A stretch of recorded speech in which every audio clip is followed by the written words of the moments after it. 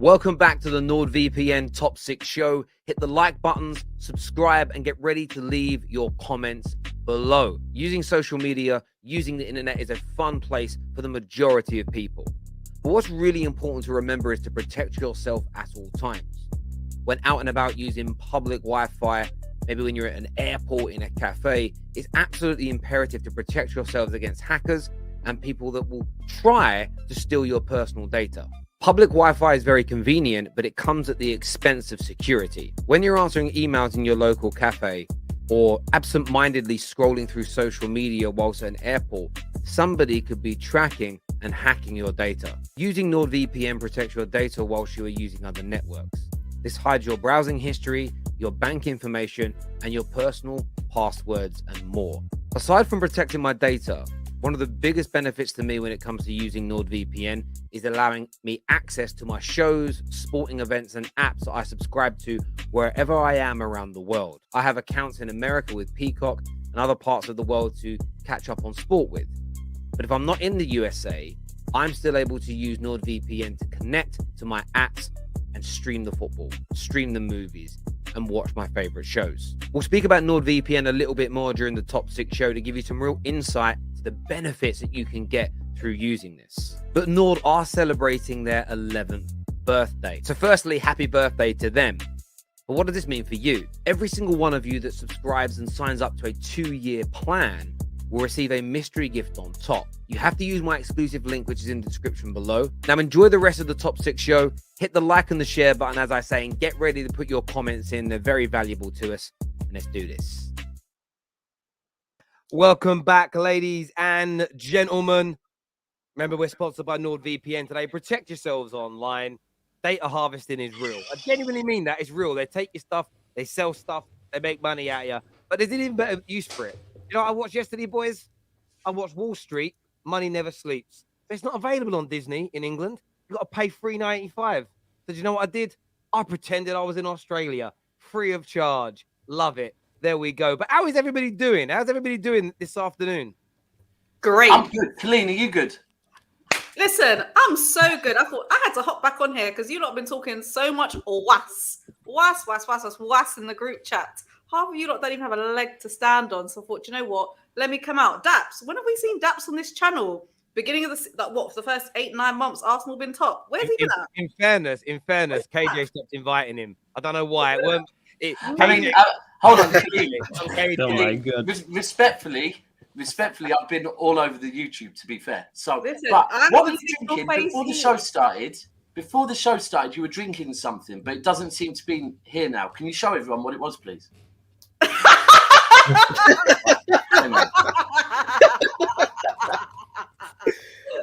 Have you lost your bottle, Colleen? I don't know what you're talking about, babe. Don't know what you're talking about. No idea. I think he's had a little bit too much up there, to be fair. I don't know what's going on.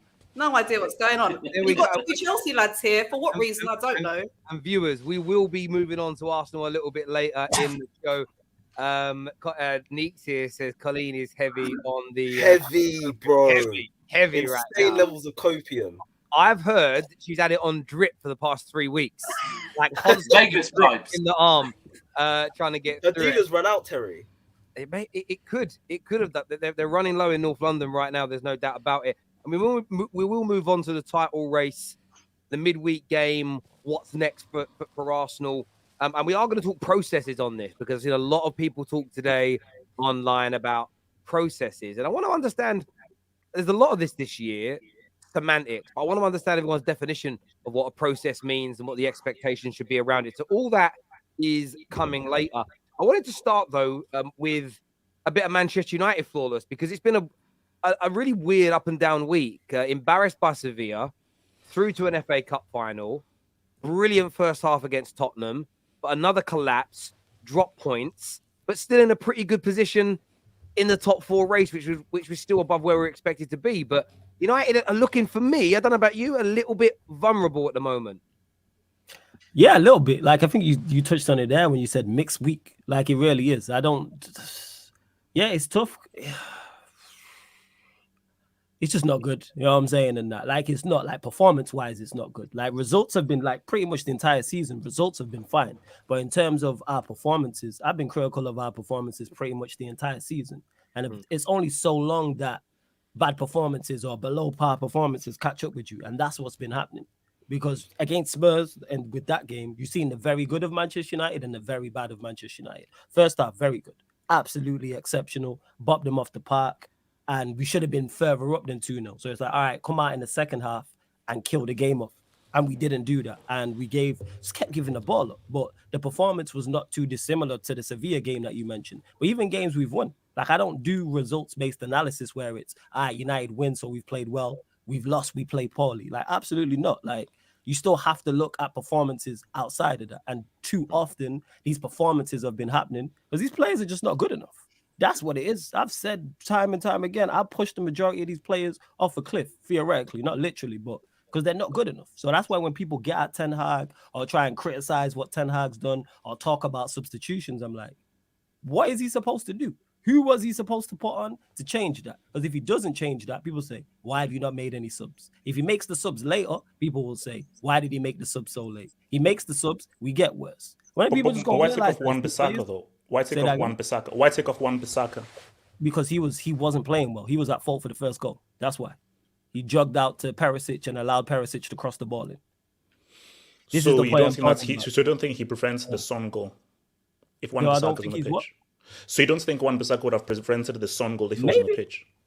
Potentially, but there's more at fault with that. That's us again tying back to the point I just spoke about, giving the ball away. If you consistently give the ball away to opposition who have quality in the final third, eventually you'll get caught out, and that's what happened. We did the same against Sevilla in the first leg, but because Sevilla are not that good and don't have that quality, they didn't end up scoring until right at the end of the game. Obviously, when we went down to 10 men as well. But you can't do that. You can't consistently give the ball up. And I've been Daps will say this because me and Daps work together on a weekly basis. I've been saying this for the longest about this team. Yeah. I've been saying this for the longest, but again, because we was getting results, people weren't talking about it and it was being masked. That's what it was. I think that's the thing. Someone wrote in a WhatsApp group I'm in, someone put something about United last night and hold tight Tyler or a run, never a foul with. He was like, I'm happy with it. We're still very confident we're going to get top four football. We're in a cup final. We've already won one. And I said, I get that. I hear that 100%. I'm not knocking your overall season at all. Yeah. But you must be a little bit worried about the performance. Like for me, I expected when we went to Leipzig away, I expected a draw, right? But after the first half performance, I was happy. Second half performance, we performed badly. And as people were leaving the ground, they were going, "Oh, why are you pissed off?" And I said, because we're expecting to go on and we want to go on and win this. We want to go on and win the league. Yeah. We can't be putting in half performances like that and that's the thing that I think if you're a United fan at the moment, you're looking at that. And I don't think you're thinking you're going to drop out the top four. If you look at how many points above fifth you are, and even if you look at the run of games, it's very difficult to how they're going to catch up with you. Anyone from fifth below. Yeah. But if you really want to win that cup final, you can't be putting in second half performances like that. You can't. Oh, absolutely, absolutely not. If United turn up to Manchester City and we play how we've played when we've performed poorly, it's a wrap. 110%, it's a wrap. Like we can't afford to do that. In regards to the top four, though, I think we have to win. It's 4 out of our next 7, and that's with everybody below us getting maximum points, and that can't happen because they all play each other. Liverpool, Villa, Brighton all play each other. So I'm still fully confident of finishing in the top 4 and finishing third, even though Newcastle are playing well. Do you know what, mate? Like I completely get where you're coming from, and I think I criticised the substitutions last night in terms of I think he brought the wrong people on, but the ideas of Ten Hag are right. It's just let down by personnel. What I enjoy watching is you get again. There are some Man United fans who always love to be contrary. You know, I don't think this manager's right. I still saw people last night attacking Rashford, who, when he was playing centrally, was running the show. He was moved, shouldn't have been moved. He should have been kept central. Bruno should have been kept in the 10. These were mistakes by the manager. But every single sub that came on dropped a stinker. And do you know what? In my lifetime of watching football, the big teams, you very rarely see a manager make 3-4 subs in a game. Obviously, recent years, 4 to 5 in a game, where all of them are worse than the players that they've come on for. So there is an element on the manager, but this is just why the transfer window is so important to Man United this summer, because if we have better quality players who can play Ten Hag style of football when he comes on, we're not dropping points in games next season like we did last night, in my opinion. And that extra 10 to 15 points we'll gain through having a better squad next year literally puts us in a title race. That is the difference. You know, we're 11 points. You know, what are we, about 13 points behind Man City right now, who everybody tips to go and win the league? I think we've played the same amount of games. So I honestly believe we can make up that 10, 15 point gap next year with signings. It isn't even about coaching and pre-seasons per se. It's about new signings. They bring a better mentality and they bring better quality. But I'm a little nervous, but I think Flora said it perfectly. About top four, I'm confident we can beat Villa at the weekend. They're a very good team, but our home record is imperious. So yes. I don't go. What are you nervous of, Terry? I'm nervous of the cup final. Right. Okay. Cool. I'm nervous of the cup final. I think makes sense. I'm already writing off Brighton away, as in I want to win. I'll be annoyed if we don't, but I see that already as a defeat because they're brilliant at home. Our away records there, but we've got 3 or 4 home games. I think we'll win them. I think we'll get enough points. I think we'll make the Champions League next year, and then we kind of go again. What I'm looking for, though, is form up until the last 3 or 4 games, so that there's a little bit of confidence going into this cup final, because City's form right now compared to ours, it's night and day, and City will absolutely rinse us at Wembley if we're performing how we did against Sevilla, how we did at times against Brighton, and definitely how we did in the second half against Tottenham. And that's what I'm more nervous about right now. I want to see some form build up in that time, 100%. I mean, just really, what I'll say, a few things. First thing, no one is winning the league next season apart from Man City. Man City have gentrified this league, so no one is competing for the. Stop it. I'm not Terry. I'm just telling you what's going to happen. As long as Pep is here, he has gentrified the Premier League. Nobody is winning this league apart from City. As long as they have Haaland and Pep, and he can still spend all money, nobody is competing. We're going to see 4, 5, 6 in a row until he leaves. It is what it is. These are just facts. It's just facts. But do you know what? Why did you put the spending in there, though? There was no need for the spending comment. No, he's bought the league, and he'll buy the treble when he wins the treble. Yeah, it is what it is. I don't understand it. Hang on. Can I just let me just call United. United. Let's slow it down a minute. Pep hasn't bought the league. Man United has spent as much money as City in the last decade, and we haven't won it. It's not about what you spend; it's how you manage it, bro. Like, with all due respect to Man City, yes, they spend a lot, but you're a Chelsea fan. It's a mad statement from you, G. Thank you. Like, you lot have spent enough money to buy a number of countries around the world. You could literally buy countries for what you've done. Terry, that's allegedly. But this, I was actually going to say about United. This is about United. So, with regards to United, I think that the main. United. Why were they going for Frank de Jong? You need a controller. Because when things get a bit crazy, what do? Keep possession. You can't control possession with Casemiro, Eriksen, and Fred Flintstone. That can't happen. Shout out to your boy Scott McTominay. He ain't like the dude cannot control possession. So I think what United need is that guy in the midfield who calm under pressure. When the team's getting momentum, hold on to the ball and can actually control the game. They don't have that. So all they can do is just play on the front foot. Same with Bruno. Everyone just plays on the front foot. There's no one there who is like, give me the ball, calm things down. Give me the ball, calm things down. So I think that once United get that midfielder and get a striker, Weghorst has been atrocious since he's coming. You're playing him as an number 10, boom. Rashford is not a striker. He is a wide player. Strikers, they know how to make those runs, because there were many times when I think there was one ball that Wan-Bissaka puts in. If you're a striker, you know how to anticipate that ball and make that run. Because Rashford does not a striker, he can't anticipate that ball and make that run. So United's main focus, because Martial isn't fully fit, is to get a good quality striker. You can't turn a Rashford or so forth into a striker. I think it's already too late. Like, you can't do a Wenger who was able to turn Henry into one of the best strikers we've seen. You need to go out and get a proper striker, proper controlling midfielder. Then United can actually be on the. They're not winning the league. Like, put that to one side. That's where I disagree. I agree with your first half. We go out and sign Frank. We're just going to name the players. They don't have to be these individuals. We go and sign Frankie de Jong and Harry Kane in the summer. We've got a chance of We've got a chance of competing for the Premier League next year. There's no doubt about it. There is no doubt about it. Of course we have. 100%. One thing. 100%. Yeah, go on. I was going to say, Have Hope was saying how, you can't really control games with Casemiro and Eriksen and Fred, and I hear it. But as in, this is meant to be unpopular because I do rate him, but I think Casemiro might be a problem for Man United. I'm not going to lie, because he's a fantastic destroyer. Do not get me wrong. When it comes to destroying and screening a defense, top class. But Ten Hag, the football he wants to play, I don't think Casemiro is a profile of DM that he needs. And I've watched Real Madrid for like a long time now. I've watched Casemiro countless times this season. And on the ball and in build-up, when you see him facing teams that press high or have technicians in midfield, you see his clear flaws. And he can be sort of quite careless with the ball. He's not particularly press resistant. He doesn't really break lines. And those are the flaws in his game, which, let's be honest, don't suit a Ten Hag. It's what they need now. No. That's more. No. The thing is, that's more of recent, because we was not having this conversation. No. As in, the thing is that's never been his game. No. I agree with you. That's not his game.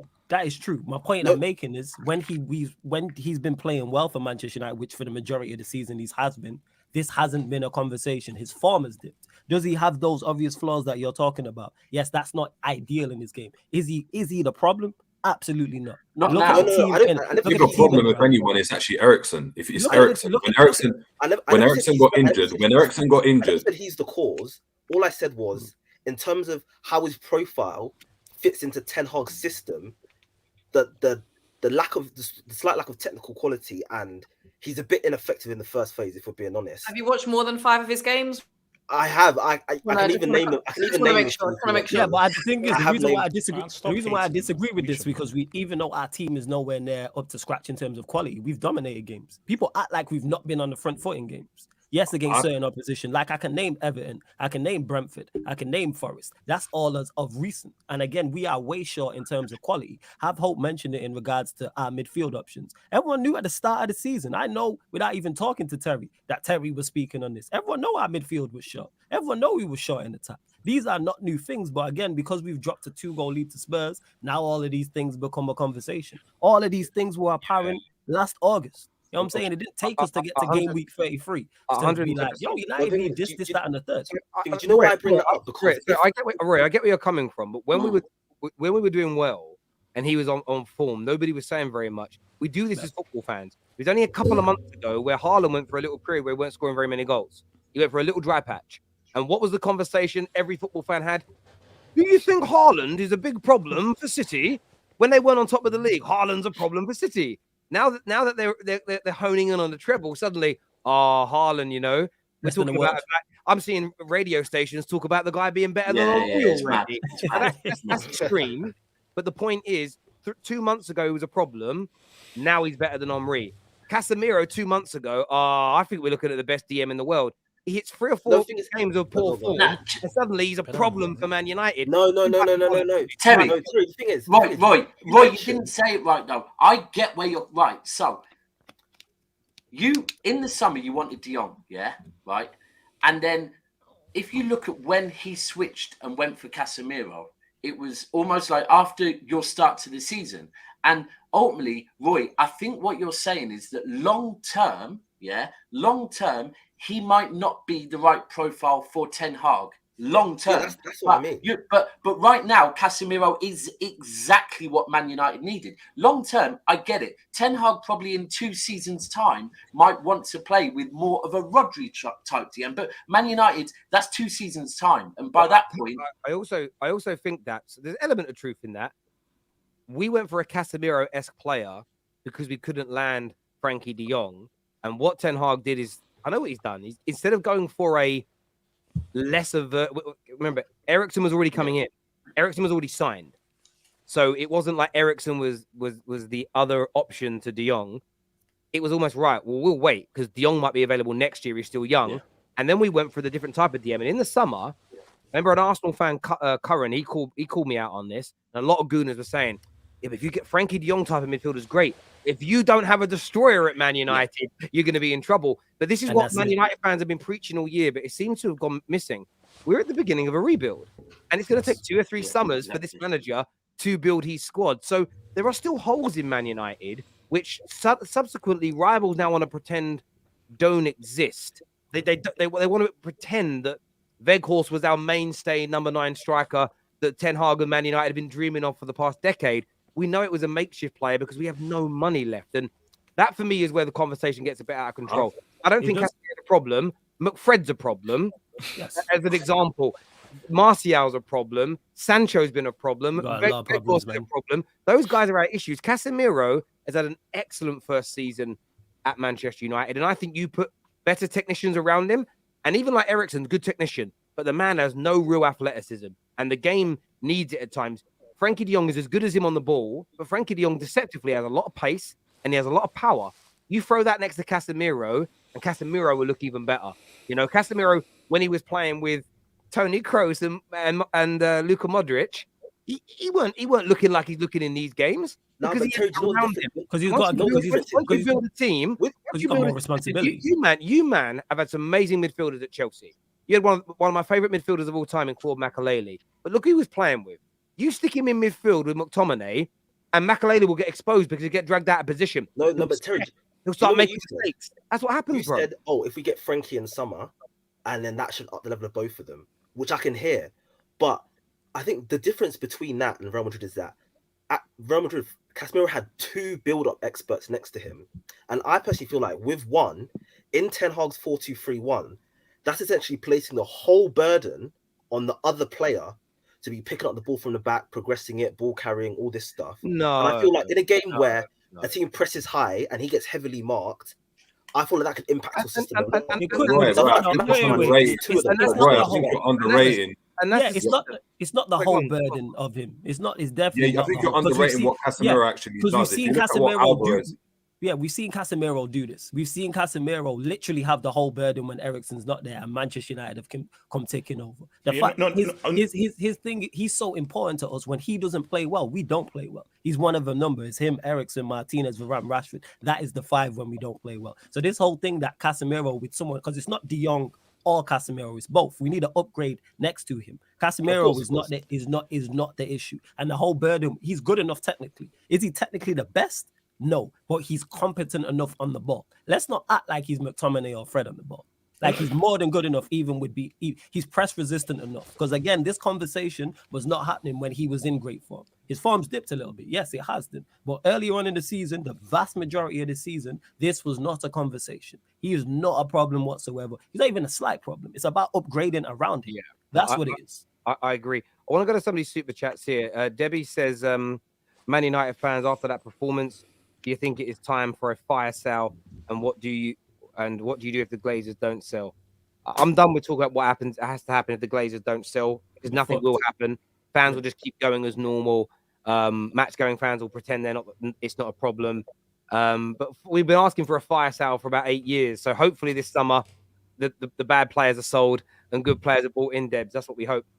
Cameron here, Canadian Cam, says, only reason to be worried, upset is if you believe that this is a squad we're moving forward with. In 2 years' time, there will be 4 or 5 players from this current squad left, most likely as well. Yeah, I think you're absolutely right. 100% confident we're making top 4. I trust Ten Hag, is what David T says. This comment here says, have hope consistently embarrassing us Chelsea fans. Look at that. Get out of there, man. Have hope, man. No, because I speak the truth. Wait, Kyriakos, whatever your name is, stay and then I'll listen to the truth. I'll spout. Okay. I'll speak the truth. Takeover News has aged me 65 years. Yeah, but David T, no disrespect, that's because you're listening to the wrong people on this transfer news. It was always going to take months and months and months. Some media outlets, some creators were like, it's going to be done in a week. No, it's always going to take this amount of time, especially with 4, 5, 6 bidders. Competitive tension, all fine. It's going exactly how it was meant to go. I'd say to United fans, stay relaxed. I think it's FIFA, where it's like you just jump in, simulate a couple of days, and the job's done. Like it's like a $5 billion. Radcliffe is taking over United. We all know this. My brother bought a very small business last year off of one of his friends. Took 8.5 months. And that's a small business, and there was very little money changing hands. 8.5 months of due diligence, lawyers, waiting on things. We have to wait to hear back from. Very boring. This one involved governments, bro. Right, yeah, exactly, right? So if ours involved governments, actually, because it was a plumbing company and they had contracts with local authorities, and we had to make sure when buying it that those contracts couldn't be put out to retender, otherwise the business had no turnover. Took months so these things take a long time. Man United fans have got to chill. Have hope. Tell these unsalted fans about La Liga. No, Lala. That's sauce, man. That's sauce. Basically, it's that sauce. That's je ne sais quoi. Typo for La Liga. Tell these unsalted fans, bruv, listen, just because people have certain accents doesn't mean they're not seasoned, brother. Do you know what I'm saying? Like, trust me, when you come to one of my barbecues, my friend, and you'll see about proper seasoned food. Okay. Hey, what's wrong with beans on toast as well? Nothing. Either. Love a bit of fish and chips, right, dude? Bro, you can season up beans on toast, to be fair, if you know what you're doing. I'd rather not. That's a different convo. So. Nah, yeah, a little bit of Tabasco or something like that. Do you know what I mean? Nah, more than that. Tabasco is really good, but on fry up, Tabasco on a fry when you got hangover is amazing. But there we go. Man. I want to ask you all a question in relation to. It does relate to Man United a little bit on Chelsea and a little bit on Tottenham. Where's the best place for Harry Kane to go next year? Stay at Spurs, join Man United, or join Tottenham? Bayern Munich. Okay, he's not going Newcastle abroad. United. Wait. Why isn't Bayern an option? Why isn't that an option? Because he's not going abroad. It's very okay.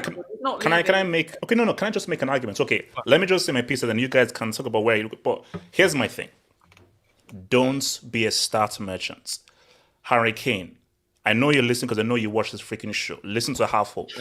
The reason why you are not in the same category as Lewandowski, Benzema, or Jaws from Uruguay is because you have no trophies. No one cares about the amount of goals you scored in England. The only people that care about that are Prince Charles and Queen Beatrix. Those are people that only care about it. If you want to actually be respected internationally, you need to say what's up with trophies. Now, don't stay in this bubble. Oh my gosh, let me break Sherry's record. Who cares? Go to Bayern Munich, play under pressure, and give me back a few UCLs. United are not sniffing a UCL the next few years. Chelsea, we all know, is a freaking mess. Tottenham are an embarrassment. Go to Bayern Munich, go and play in some UCL semis and finals, and show to me why I shouldn't call you a tree trunk, but an actual world-class player. So get out of your bubble, go to Bayern Munich, and prove to me. But no, all of you guys will say, oh, they go to United and Chelsea. Therefore, so you guys, you have it. All I'm saying is that I'm just talking real. Kane, you want me to respect you? Go to Bayern and give me 3 UCLs. There we go. You're right, but 3 UCLs. He's not going to go. 30, you know. I know, because he's a coward and he's afraid. No, but that's also why I think if you're United and Chelsea, me personally, I'd be a bit. There's no doubting that Harry Kane he's a world-class player, but I doubt his mentality. You know, I really do. Yeah, the amount of times he's had an opportunity to potentially go. Who signs a 6-year contract to Tottenham? 6 years to Tottenham. But you can argue that though, because their mentality could come from a place of, you know what, he wants to be the guy that brings. Jerry, stop it. Jared, don't. Jerry, don't.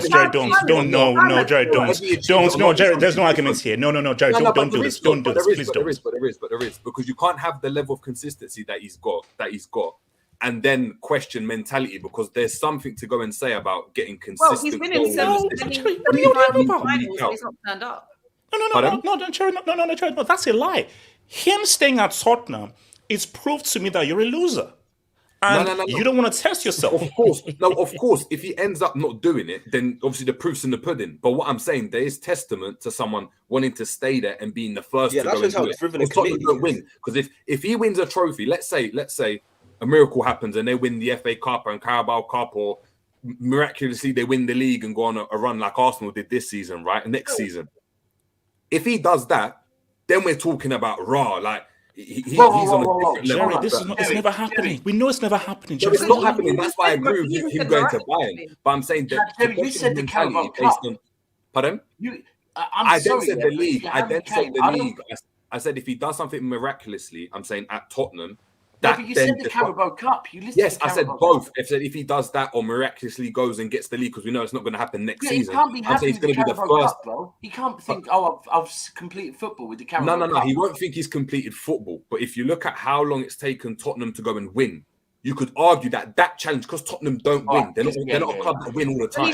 Go and get that challenge is arguably more difficult than going and doing going to Bayern as example, winning the league and not winning the Champions League. I kind of understand what you're saying, Jerry, in regards to if he does it there. No, I don't know. I kind of get what you're saying, but then on the flip side to that, because there is two sides to that coin, is if he fails at Spurs, he's Exactly. There's no blame. There's kind of no blame on him because he's not expected to do it. Because it's that's why I blame him. That's why I he will get blamed. That's why he had the chance to move and he didn't. Okay, I get where this guy, but so where do we think is the best place for him? So for him, let's say he leaves Tottenham, which a lot of people are suggesting now he might. There is a media report today saying he may stay on, but let's say he decides to leave in the summer because he's got the right mentality. So let's just paint that picture. Where is the most likely place? Because we know he wants to stay in England and break the record. Where's the most likely place for him to win trophies? Who could actually sign him? And it's basically Chelsea or Man United. No, Terry. It's United because let's argue for both. Chelsea, FFP tax. These clowns who claim their owners have already spent 600 mil of blood money. I don't know where that money is from. Maybe it's London money or blood money. So there's this whole FFP. So I don't know how much more they can even spend. Levy is going to ask for a lot of money. Now, Levy, you're not in a strong position because he's coming into his last year. And Levy is a businessman, so he definitely wants a lot of money. So Levy, you're not in a strong bargaining position. But if it's a bidding war between United and Chelsea, United can put down 110, 120. Chelsea, based on how much you've already spent, can you put in 100, 110, 120? Beyond that, if you're Kane, look at the complete madness that is happening at Chelsea. United looks to be far more in order and have a better direction and cohesion than Chelsea that looks a complete mess. And even with Pochetiino, there's still no hope. Now, people say, oh my gosh, he wants to reunite with Pochetiino. Give me a break. If I was advising Kane, I'm being fully objective.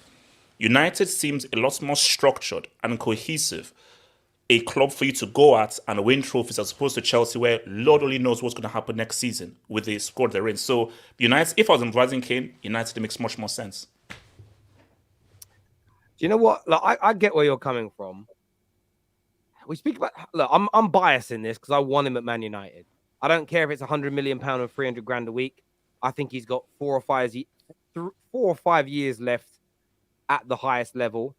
I believe he can play in multiple positions as the 9. He can play as that support striker. He can create. He can score. You know, is he going to score as many goals for Man United as we've seen Haaland scoring at City? No.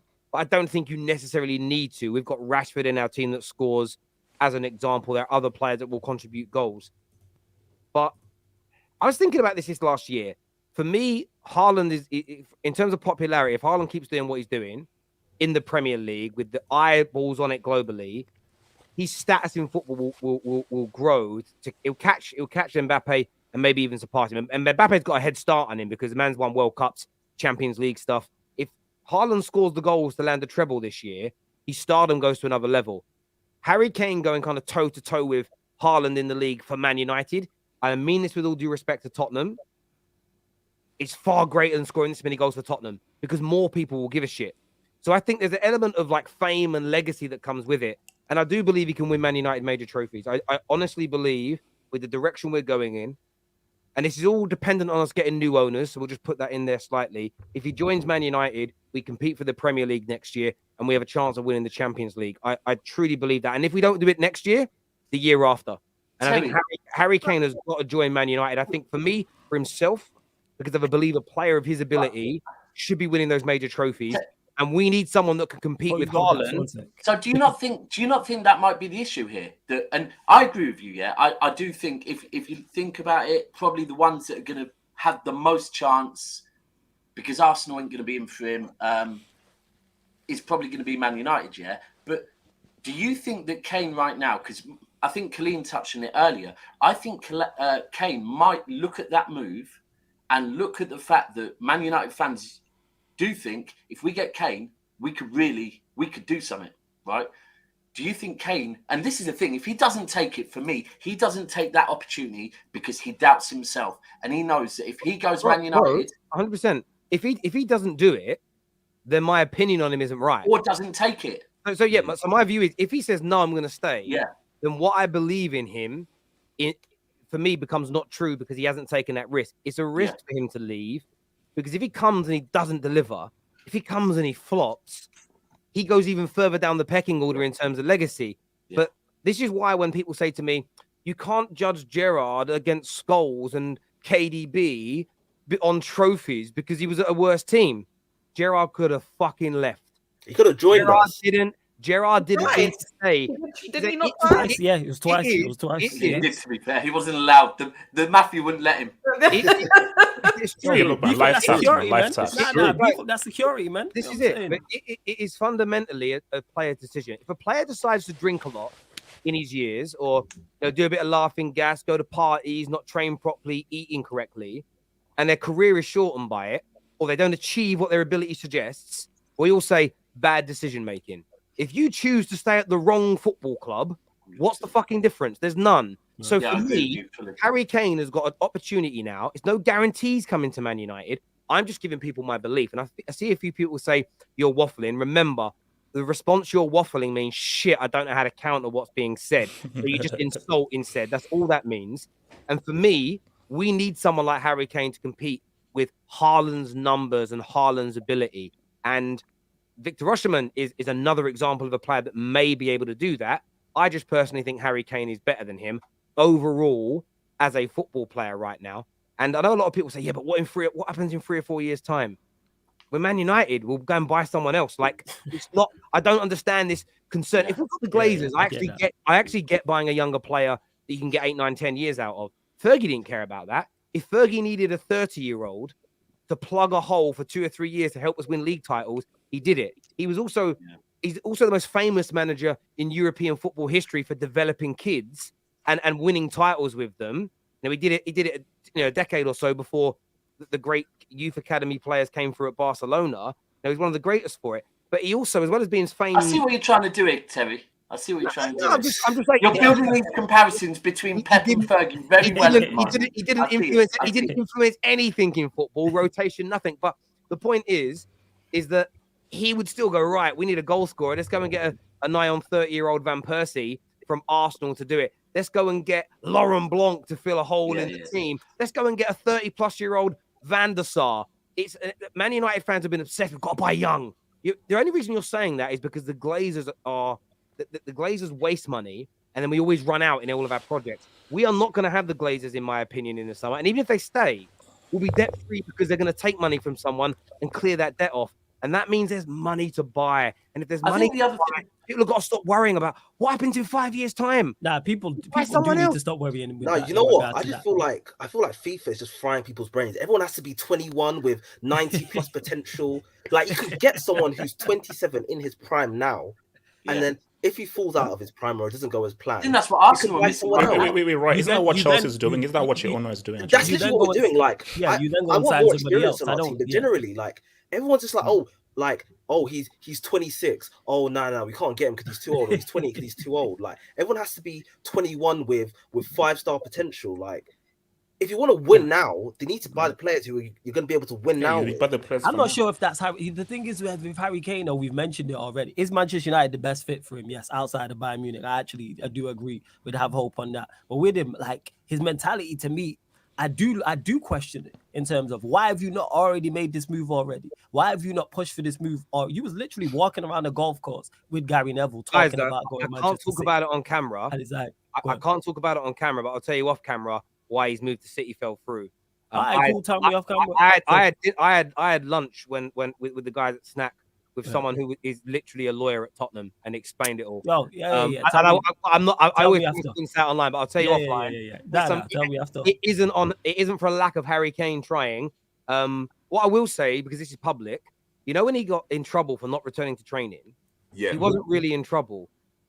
On the final training sessions of the season, he went and said goodbye to everybody. He was never expected to come back. He was promised by Tottenham that he would let go. He said goodbye to everybody at the football club. Yeah.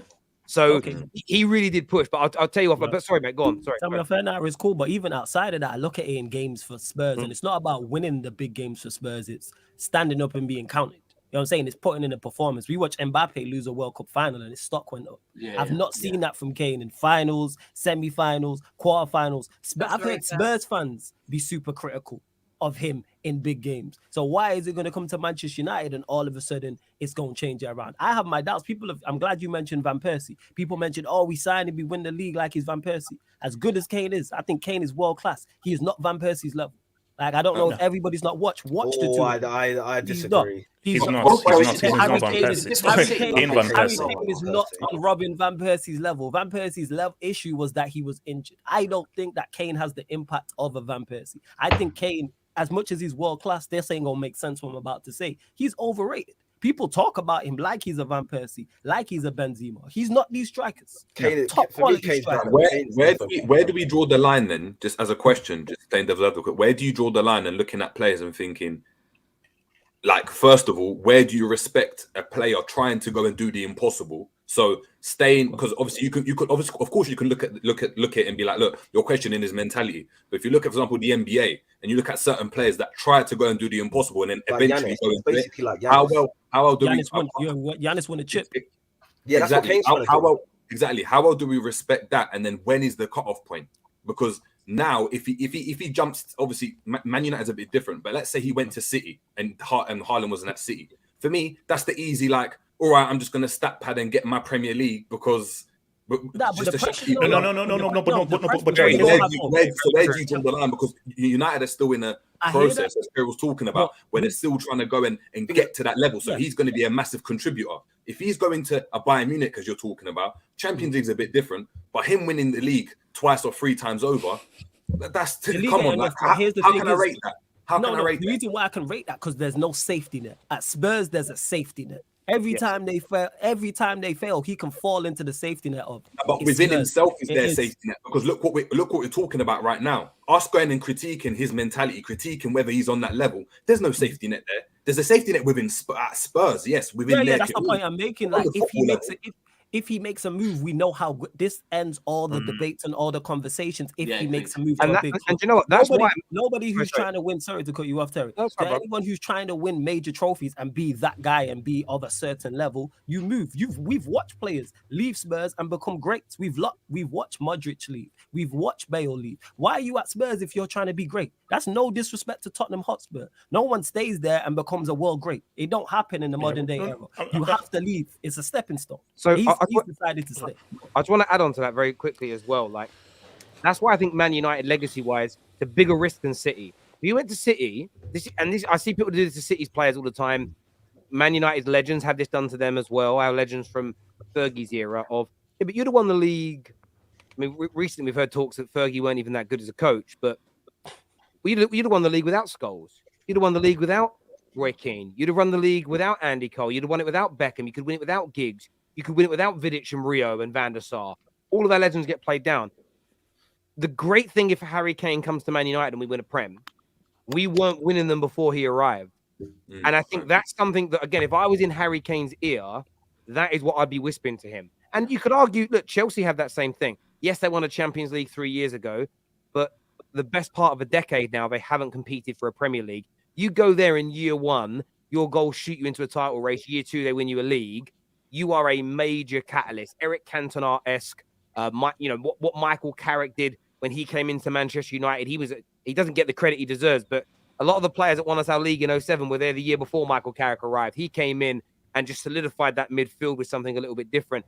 And look, Van Persie, people say he's clear.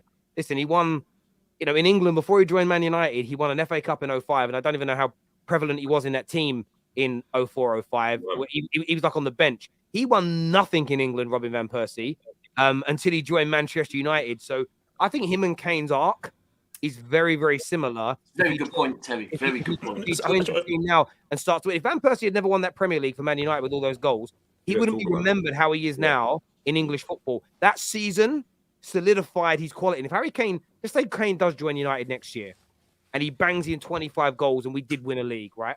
Hypothetically. Harry Kane's status goes from amazing striker to fucking legendary status because Man United winning a Premier League after a decade and him being a big catalyst. It's the news is huge. Remember, all of you on here that don't support United, we're your biggest rivals. All of you watching hate us. That is where legacy is built from. It's built out of that. Real quick. One thing I'd say is that it's because I get where Jerry is coming from. It is that temptation. Look, Totti and Osimhen, and even putting Kivicha there. When Napoli win this league, Osimhen and Kivicha will have status built for them. Because I was speaking to a Napoli fan some months ago, and he said that when Napoli win this league, these guys are going to be gods. Yeah. So Osimhen, Kimmich, these guys are going to be gods. The reason why people remember, like, Totti at a point was the best number 10 in the world. Even look at late 90s, early 2000s, Totti was the best number 10. And guys, he could have moved anywhere. Stayed at Roma, won that Serie A, and that's one Serie A he won at Roma means more than winning a Serie A with Juve and Milan. Same thing like with Osimhen and Kimmich, the fact that you've brought back a Serie A title to Napoli, something they've not won since 1990 with Maradona, that is worth more than any title they could ever win. So that is the temptation. But my thing for Kane is that don't fall into that temptation, because the structure of this club isn't the same structure as what Roma was in the early 2000s or what Napoli is right now, because the owners and people, they're not here about sports. They're not here about success. They're here about business. And when your owners are not actually trying to build a winning team, jump ship because they don't respect your value. I agree. Can I just touch on that really quick? Once again, I think that temptations actually come from their near success in obviously flopping the league when it was Leicester and then getting to the Champions League final, because it was in his reach. Within himself, he's probably thinking, as you're saying, I do this, break that goal scoring record at Tottenham and win this a league or do something momentous. That means more than anything I could do. Like I'm on par with, I'm a god, as you're talking about. Go on, guys. Yeah, do you want to? Mine's not really relevant, to be fair. So move on. It's about Napoli. I'm just going to go to the super chat. I just want to say first, it's being reported now that Sheikh Dazim is expected to launch a third world record bid over the next 24 to 48 hours for Manchester United. So let's get Mike Ashley back in business. Don't worry about the Qatari. Ratcliffe. I want Ratcliffe. Ratcliffe. Bring it on, man. Bring it on, Terry. Jason Wall here says, Terry, you want to pay 100 million plus English pounds, for a player in the last year of his contract and on 300k a week. No wonder other clubs don't take us seriously. See, for me though, Jason, Terry, so go on. That actually, what I was going to say before was relevant to this, that because you brought up Osimhen, right? And what people need to realise is if they think, oh, we can go and get Osimhen, Napoli are one of the hardest clubs in world football to do business with. So anyone that thinks that he's going to be a cheap option after the season he has had, he's going to be a lot more than Kane. A lot. And that's what I wanted to get to in regards to Kane as well, is the price point. You know what I'm saying? Yeah. I don't like as much as he's world class, I don't like that price point. 100 million or north of 100. It does matter. Yeah, I get that. But for me, I think we'll have a top player that will deliver. I think he'll do it for 5 years. I disagree with that. That's the issue. Again, and that's it. Because I think it would, and then this is what it comes down to. This is why money's irrelevant. You don't think he will deliver. I do. Therefore, the money's irrelevant. But why don't you think he'll deliver? Because it's a profile. It's an athlete's game. When you look at the best attacking players in the Premier League, it's pace and power. It's athlete. Kane's quality. Don't get me mistaken. Kane's never relied on. He's never relied on. No, not Kane. And what has Kane won Spurs? Kane's never had. Kane went head to head with Leicester City and lost the Premier League title. Like people forget. That's not his fault, bro. No. Of course he's at fault, because if they win that, does he not get praise? If Spurs win that, wait. No. Answer the question. If Spurs win that league title, are we not here waxing Liverpool and giving Kane praise for helping Spurs win that league title? Yes or no? 100%. Okay. So when they don't win, he can be a part of the criticism. I don't like. Of course. We can't. But like, it's not only his fault as well. No, I didn't say. But he's a striker. Get it done. I said no. He's not only at fault. Is he majorly to blame? Yes, because he's one of Spurs' best players. People will say in that side he was their best attacker. What does that have to do with him not being able to deliver for you guys? Because I'm looking at it and going, right, you went head to head, had a better team than Leicester and lost. You had a better team than Leicester. I get that. And just to answer Jason's question, for me, because I think he's worth it. Would you forget Harry Kane's the name, right? This is the question I would ask people. Again, the money's irrelevant. It's about where they deliver. If I said to you, Flawless, if you could have a striker that delivers and he costs you £20 million a year, would you pay it? Oh yeah, absolutely. If he delivers, and that's why the money. Yeah. I get I get that. I want to do some more of these super chats here. Kane, I think that's meant to say Haaland. Is that Haaland? No. It's the other one. He plays for Atalanta. He's like a young. Oh, okay, cool. Yeah, okay, sweet. I was just double checking. Send Groot back to the Guardians like that. Kane isn't even on Immobile's level legacy wise, is what KC says. That's facts. Van Gaal was the first with youth Ajax '95. You're probably it wasn't. So Matt Busby, the Busby babes in the 50s, brother. If we're gonna have it right, like let's go back. Wait, how young were they though? The Bosley babes, were they like 19, 20? They were like 17, 18, 19 when they died, bruv, and they were dominating Europe. It's a very sore subject. It's a very sore. That Man United team. We'd have 3 or 4 more Champions Leagues. That team would have. You know what a Real Madrid team did in the 50s and 60s? This Man United team was beyond their. They were so good. It was dumb. We had a player in our team that had played like 30 odd games and had 48 goals or something like that. And that was when you only played good teams. That makes sense. There was no like fucking the shit you get in Europe now to score your goals against. You know what I mean? But anyway, if Liverpool didn't get kicked out of Europe, we would have had 4 Champions Leagues as well. By the way. Well, this is the There's a lot of teams.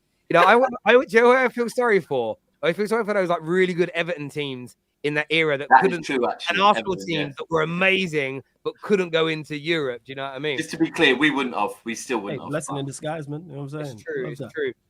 Okay. Have hope. I agree with you on your Kane take, but please don't mention spending when digging out City. Is what I will do what I want. You can't force me anything. I will say spending and so forth. When Pep wins the treble, I'll say you used oil money. So. Yeah, definitely. In the last 5 years, we have mad amounts. I agree with you. Derek here says, yes, Chelsea is in a BS situation at the moment. We know that, but all Chelsea have to do is sell players and we can buy again. And it ain't all gone. I'd rather Osimhen, he is a Chelsea fan, is what Derek has got to say here. Doing relegation maths for peace of mind. Peak is what Chelsea fans are definitely doing that. Oh, please, give me a break. Give me a break. Getting relegated, man. Getting a little bit This is just for guys just want to be, there's no relegation. What are we doing here?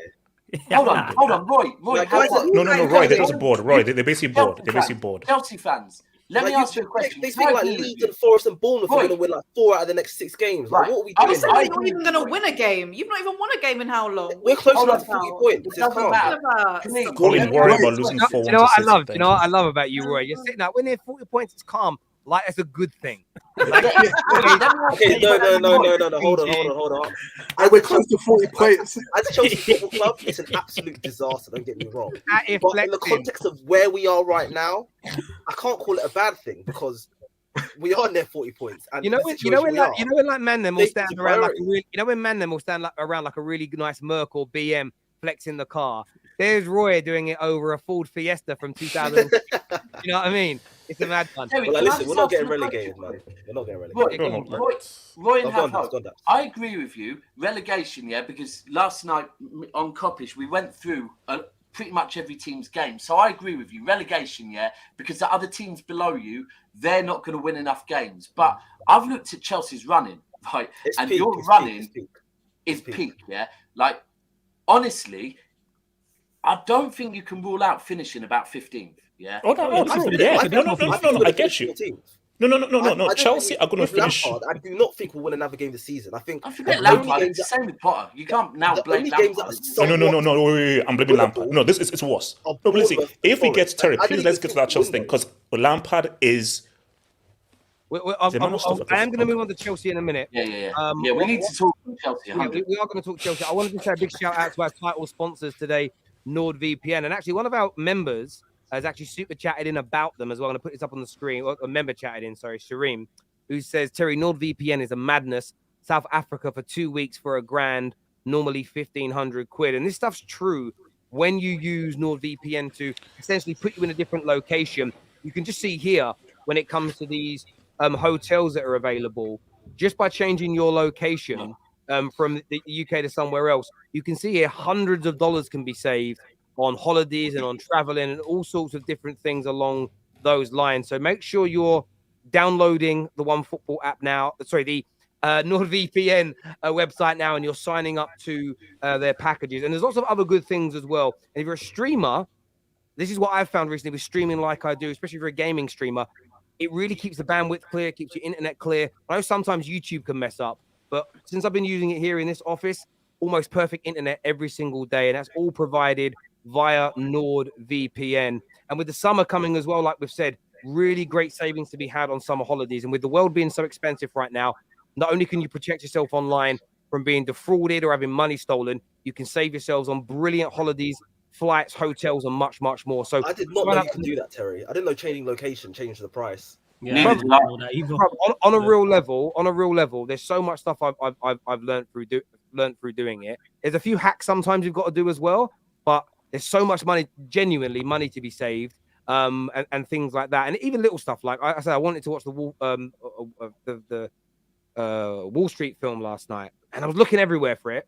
Searched what it was available everywhere in England. It was anywhere between £3.50 to £5, and I do this all the time. The amount of films I want to watch, but they're like £5, £10, whatever. All you've got to do is search, right, and find out what countries they're available to stream in on the apps you've got, Netflix or Disney or whatever, for free, and then you change your geolocation to that country, and then you don't have to pay.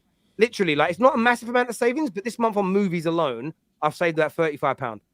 Does it help to monetize your YouTube videos quicker, Terry? By the way, it might do. Well, this is the thing, right? It's certain countries monetization's higher on YouTube. So, like, okay, wow.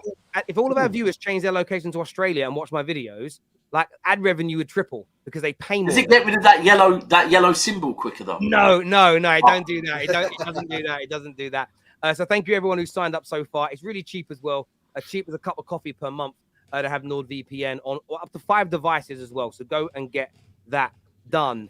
But on Chelsea though, have hope. I know you guys aren't going to get relegated, but I do know that you are absolutely fuming with Lampard and everything else. And I also wanted to get your take, both you and Roy, that not only has Lampard been one of the worst decisions in Premier League football history regarding managers, you're now about to bring in Mauricio Pochetiino as his replacement. So talk to me, have hope.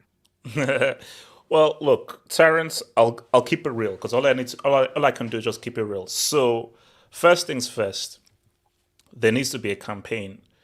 Give Bram back his club, because how? Colin, I don't know what's, because I'm not cracking it. I don't know what's funny, Colin. I don't know where you're laughing. So, give Bram back his club, because what Bowley and his owners have done, this is a crime. Like, what they've done to Chelsea in the space of a few months, it's a criminal offense. It's disgusting, it's wrong, and it's filthy. So, but that's one side. Jamie Redknapp and Harry Redknapp, I put you at fault. Take this dude, sit him down, tell him to his face, you are a garbage manager. You stink. You're filthy. You're rubbish. This dude hasn't even finished his coaching license. So you are getting a guy who literally hasn't even finished kindergarten trying to now coach this team. Make no mistake, Potter was bad. Of course he was bad. Lampard is worse. Lampard made a bad situation even worse. There's a thing called a new manager bounce where you come in, people are low, and you can draw from your experience. Who employed Lampard?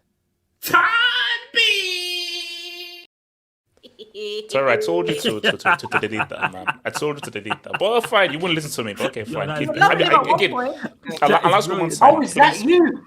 That's you. That's not me. It's not me. That's not me. That is brilliant. It's a random dude. It's not me. It's not me. So my thing here is, okay, yes. So how do you hire a guy who was sacked twice? How? It's like I have a company. We sack a guy because of bad performance. Years later, I then rehire him. Is he solely going to be better? You sacked him because he was trash at the job. What we've seen here is he's made it worse. I'll keep it a stack. He should be sacked now. He should be the first interim manager brought in that should be sacked, because he could be doing irreparable damage to this team. Because you can see that so clearly he's lost the dressing room again, which he did the first time. You can see that he can't draw on any experience to try to get the best out of these players. And it's a shambles. So it's I told you, Chelsea I doubt Chelsea win a game from now to the end of the season. So when the season's done, Lampard, don't coach again. Never manage. You're trash. You're garbage. You're horrible. And I'll keep it a stack, Roy. I don't know whether you're with me, so I'm going to stand on the island. Now, I don't give a damn what you did as a player. I don't give a damn. Zola is my guy. Drogba is my guy. Right now, I now don't respect what you did as a player, because you are now undoing everything you did, part of your legacy. So don't give me this crap about a player. No. Sorry, I can be real. Sorry. I'll give it a stack.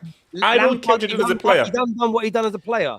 He is undoing his legacy right now. Stop it. Yes, he is. Stop it. No, because do you know why? If you cared about Chelsea, you would know that, yo, Todd, I'm trash. I'm crap. I sell fruits. Don't hire me.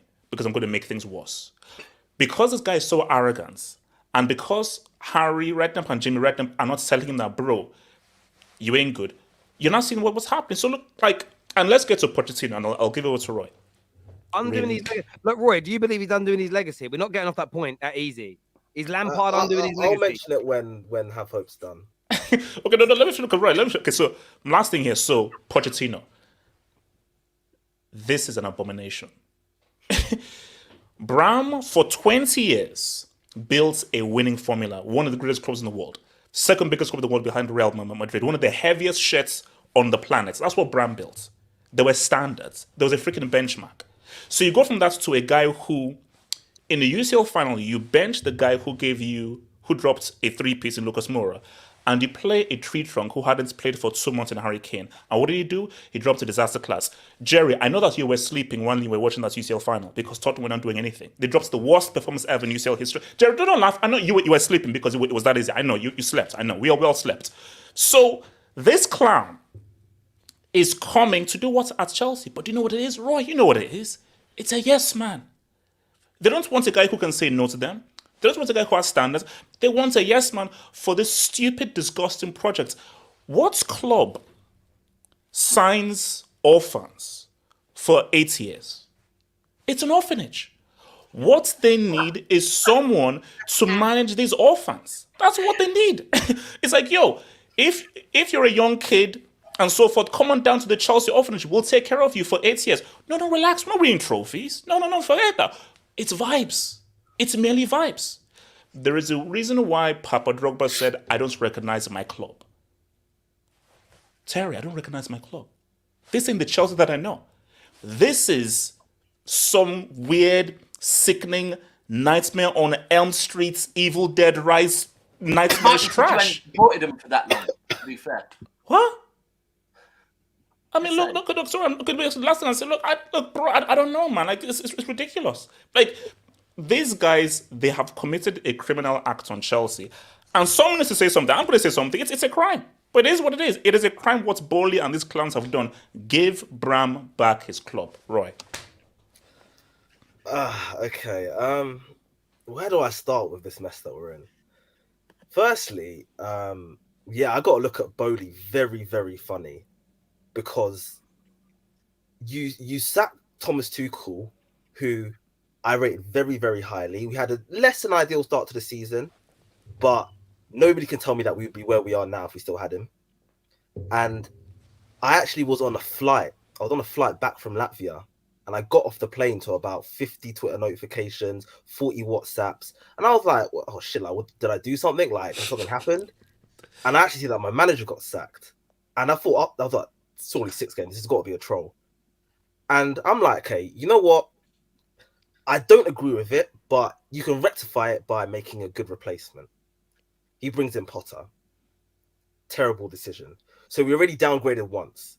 And Potter went on to be statistically one of our worst managers. I'm like, you know what? Cool. I can accept one managerial mistake. Shit hits the fan with Potter. It goes sideways. We're in bad form. And I still believe we would have stood a better chance against Real Madrid if we had Potter in charge. Not saying we would have won because let me not speak about Real Madrid. I've been cooked enough for that one. But we would have stood a better chance. And then let me tell you the sheer lack of due diligence behind this appointment. I don't think the viewers will even know this or believe it, but Frank Lampard does not have a UEFA Pro license, as in the highest coaching license, which I could bet my whole life that Pep, Klopp, Tuchel, Ten Hag, Conte, Arteta, and all these guys have. I assure you, they all have it. Lampard does not have it. So you sack one of our worst managers to bring someone who was already previously failed at this club before. On top of that, went on like a 13-game winless run at Everton, and then you bring him in knowing he doesn't have the required license to manage one of the biggest clubs in the world. That lack of due diligence and the lack of awareness to not see the potential impact when you look at his end at Everton and his end when he was first here, that is frightening. And I'm looking at Bodie very, very funny for that, because I refuse to believe there weren't better interim managers than Frank Lampard. Someone who already lost the dressing room, already had issues with some of the players in our squad. You bring him in to see out the season, and 5 games in, shit's already hit the fan. He doesn't have the dressing room. The players don't rate him. He's tactically clueless. You bring him in, and the worst thing is, Bowley, it was so clear that we still had something to play for before the Real Madrid game. And I still believe, hand on heart, God is my witness. You bring me Enrique, you bring me Nagelsmann. I promise you, we would have faced City in the semi-finals. Nothing can tell me, no one can tell me different. And so you claim the season's we've got something to play for, and then you bring a manager who's so clearly out of his depth to go and handle that fixture. Like, it makes no sense to me. It makes absolutely no sense. So that's why I'm looking at Bowley very, very funny, because I cannot fathom the amount of stupidity behind the decision when you bring in football people, you claim you're on this long-term project thing, and you bring someone who's so painfully and clearly out of his depth to try and sort the mess that we're in now. It makes no fucking sense. And then with Poch, I'm not gonna lie, I like what he did at Spurs. I respect what he did at Spurs. Respect. I just don't think he's the man to take us back to the big VVS. I think maybe he can steady the shit for a couple of years before we get an elite manager in. That's all I really see from him. Like, and I did a lot of due diligence on Poch. Like, I watched videos, I read articles about him. My head is so high on coping right now, and I'm still not moved by his appointment. Another one. As in, I'll be so real. I've had inhaled so much copium related to Poch. I'm still clean. I'm fast asleep. The fan is on, as Kendrick Perkins said. I'm so not moved by his appointment. I already said to one of my guys. Who do you want, though, Roy? Huh? Who do you want, manager-wise? I said it from the start. I said, bring me Luis Enrique. He was the best man for the job. Like, he's someone who can command the respect of the dressing room. He probably didn't want it. No. Give me Zidane and win the UCL with Zidane. He wanted it. He could command the dressing room. I knew you'd say Zidane. All the top managers in Europe, he's beaten them before. Like, this was someone who was clearly Chelsea level. But do you think honestly, but Have Hope touched on it, right? And I said last summer, before last summer, I said when United were looking for a long-term manager last season, I said, if you get Poch, for me, that would worry me as a United fan, because you've gone and got a yes man, right? Because at PSG, he was clearly a yes man. They got rid of him, yeah? If you go and get someone like Ten Hag, I don't believe Ten Hag is a yes man, right? And I said, that would tell me... Terry, go back to that previous super chat. Go back to that previous chat.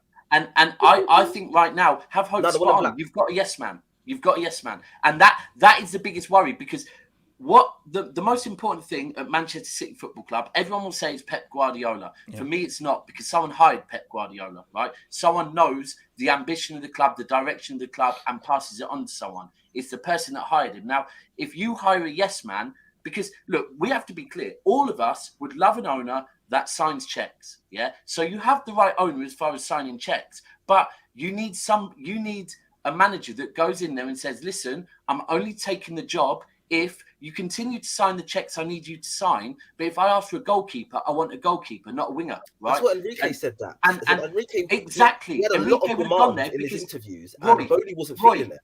Roy, every interview is a two-way process, not a one-way process, yeah? And if you're elite in your job, you let the person hiring ask questions, and then when they say, have you got any questions, you hit them with more questions than they ask you, yeah? Because you believe in yourself. So actually, you benefit from hiring me.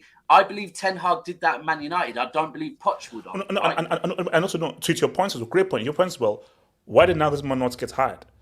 Nagelsmann said that he thought that he was going to be offered the job. So he said, wait a minute, I believe I'm the best candidate. I'm betting on myself. If you're not going to offer me the job, I'm out. Yeah. But Chelsea were like, no, we want to look at you, Enrique. So Nagelsmann said, no. Either you make a decision now, I come in now because I'm ready now, or I'm out. And that's how you lost Nagelsmann. So somebody who is confident, because again, look at City. How you build a club is, this is the manager, and this is my philosophy. It's like Ultimate Team. What's when you're building like an Ultimate Team in FIFA, you need those green bars. It's not about buying amazing players.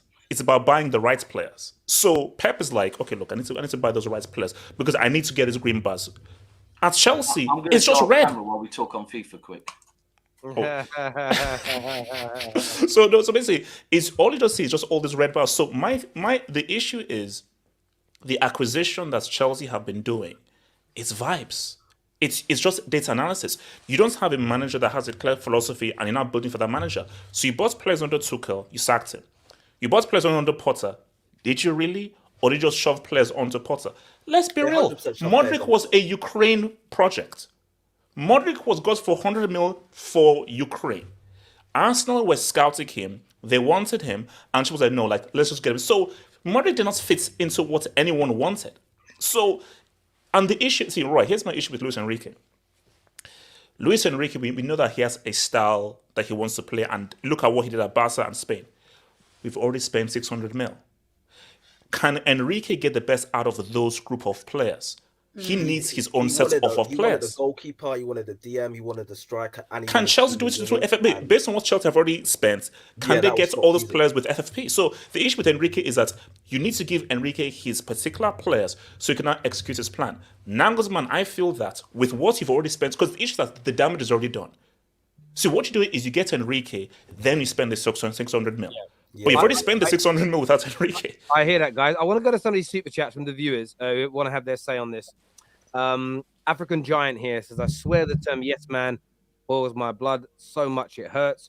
Do you think managers that disagree with the board stay for a long time? A no man. You want managers that find a balance with hierarchy. The thing is, we're not saying we don't want a complete and utter pushover who just accepts any shit, but we want someone who won't sacrifice their philosophies, their principles, what they stand for, just to appease the owners. That's not something I wanted. Yeah. I want someone who knows their style of play, knows what it requires, and will have the balls to demand whatever they need. I don't want someone who's willing to sacrifice and sort of like just bend over backwards just to stay on good terms with the owners. I understand. That's not what I want. I understand that. Yes man argument again. All managers are yes men. No, they're not. I assure you, if you bring Pep a DM who's absolutely shit on the ball, Pep will not use him. The first person out the door. Listen, this is all you're getting. Pep's not using him. He will not. You saw what Marcus Rojo said in an interview, that he went to Ollie and said, "Look, I want to play." Yeah, he's better than Maguire. Isn't he? Ollie turned around and said, I, "Even though Maguire is making mistakes, I can't drop you. I've been told he costs too much money. You've got to play." And Rojo's just. There's no need for Rojo to lie. Like he's not even. He's not doing it for attention. The guy don't need attention. It was just an interview, and that does exist. Chike here said, "Why is it only in football there are these dumbass rules that prevents an ambitious owner to achieve their aim in elite sport, which is to win titles? It's embarrassing, Terry and gang. Also, the girl is my favorite. Sorry. Also, the girl is one of my favorite. Sorry, one of my best friends, Sammy." I thought you said a girl. Oh, sorry, the girl in the video.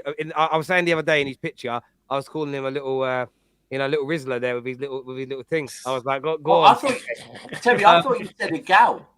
Yeah, no, a girl, the girl. Sorry, yeah, we talk about that. Do you know what though? What I'd say about the FFP rules, I've got no issue with a club owner spending £250 billion on their squad, as long as the money they're investing and the cost of running them that team, there needs to be a fund created. Yeah, spot on. So let's just say the new owners of Man United want to create a wage bill that costs 400 million a year. They should have to put the money in a. They should have to put like 5 billion into a fund that would support Man United in case they decide to fuck off next week. That was the reason financial fair play was brought in. Yeah, as long as if you actually research what happened to Leyton Orient, that's what can't be allowed to happen. But I do get where you're coming from. As well, I believe, wasn't it? Yeah, all of them. Yeah, those smaller ones, definitely. This here says, and also Roman was looking at Poch to change the style of. One more thing about Poch. As in, the moment we hire him, it's a top 4 cap. It's an instant top 4 cap. Like when I was like looking or like just reading about potential managers, the first question I asked myself was, can your football win the Prem? That's the first question I asked myself. I did not care about anything else. The first most important thing was, can your football win the Premier League? And that's why I said Luis Enrique. His football can 100% win the Premier League. I've seen him absolutely dominate La Liga. I've seen him battle all sorts of top managers in Europe. You could say MSN tax, but trust me, I promise you, to get them to do what he did, he won a quintuple. That is not something every manager does. You give him plaudits, but you do have a top 4 cap now, despite who you get. The way Chelsea is set up is a top 4 cap, and we got him the players he needed. I believe we would have won a Premier League within the next 3 years. But that's not going to happen within one summer with the amount of players FFP. No, that's it within 3 years. I'm not talking about. I don't want a manager who's going to take me to the title now because that's just not feasible. I'm talking about. I want a manager who I believe his football with backing will win the title, and I personally believe Poch has got a top 4 cap. No, wait, hold on. That's what I don't get. You can't spend 600 million and have a top 4 cap. No. I don't accept that. You can't. No. It's unacceptable, but that's no. I don't know. No. You can't spend 600 million and have a top 4 cap. I refuse to accept that. Hang on. Slow down. How it's built with Pochetiino, that squad is not winning the leagues. It's a top 4 cap. Even with Enrique, that squad's not. But they can't be. But that's the point. He's saying there will be. This super chat here from CFC fan. It says Poch is good to develop the likes of Mudryk and Colwell, etc. He is the guy before the guy. If he doesn't win, cool. It's better to build long term than go for the unsustainable. Please give me a break. Give me a break. All the sustainable crap. Give me a break. 5 years time, he's going to be one of the best.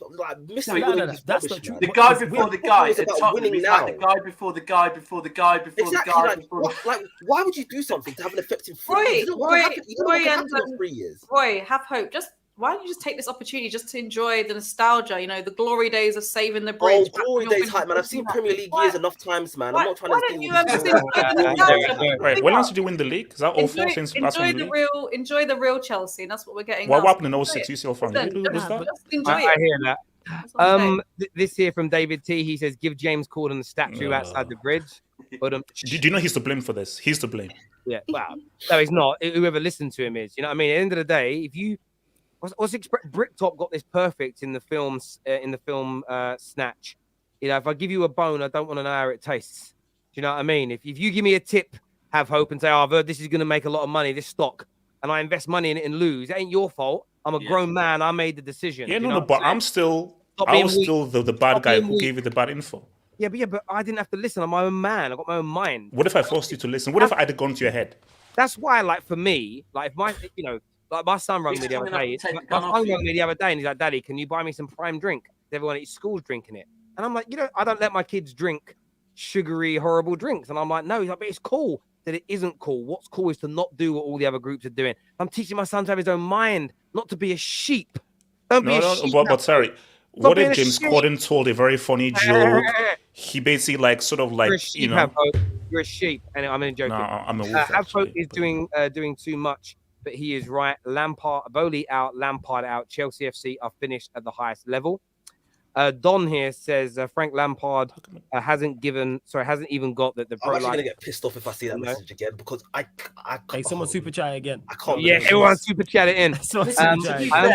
Most people in the UK are trained by a personal trainer that also doesn't have the qualification as well. So it seems to be a normal thing. So the difference between being going to the gym. No, don't do that. No, don't do that. This is a manager of Chelsea. No. It depends. Let's just get through these super chats here. This is I understand. Is somebody leaving at 7:00 as well? Because Egal's back yeah. I mean, basically after this section. Okay, cool.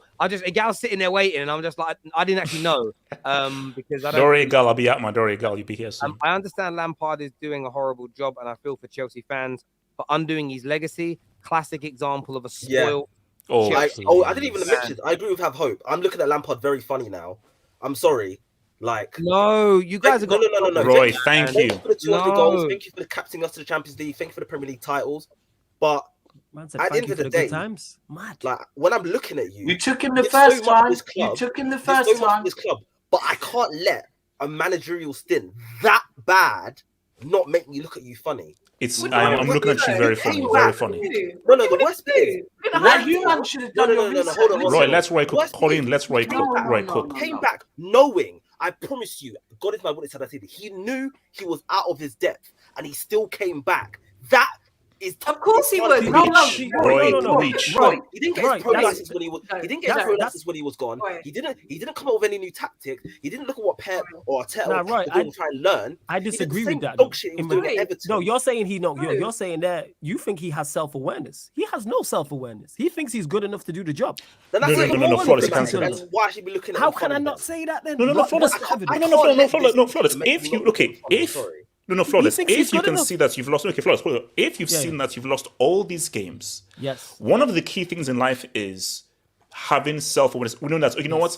I'm not good. Let me step back. So that is a flaw in your personality, that you're so arrogant and you're so ignorant of your own flaws. You can't see it yourself. One of the key character traits to have is to know when you're not good at something. Agreed. So you know that's okay. Look, man. You know what?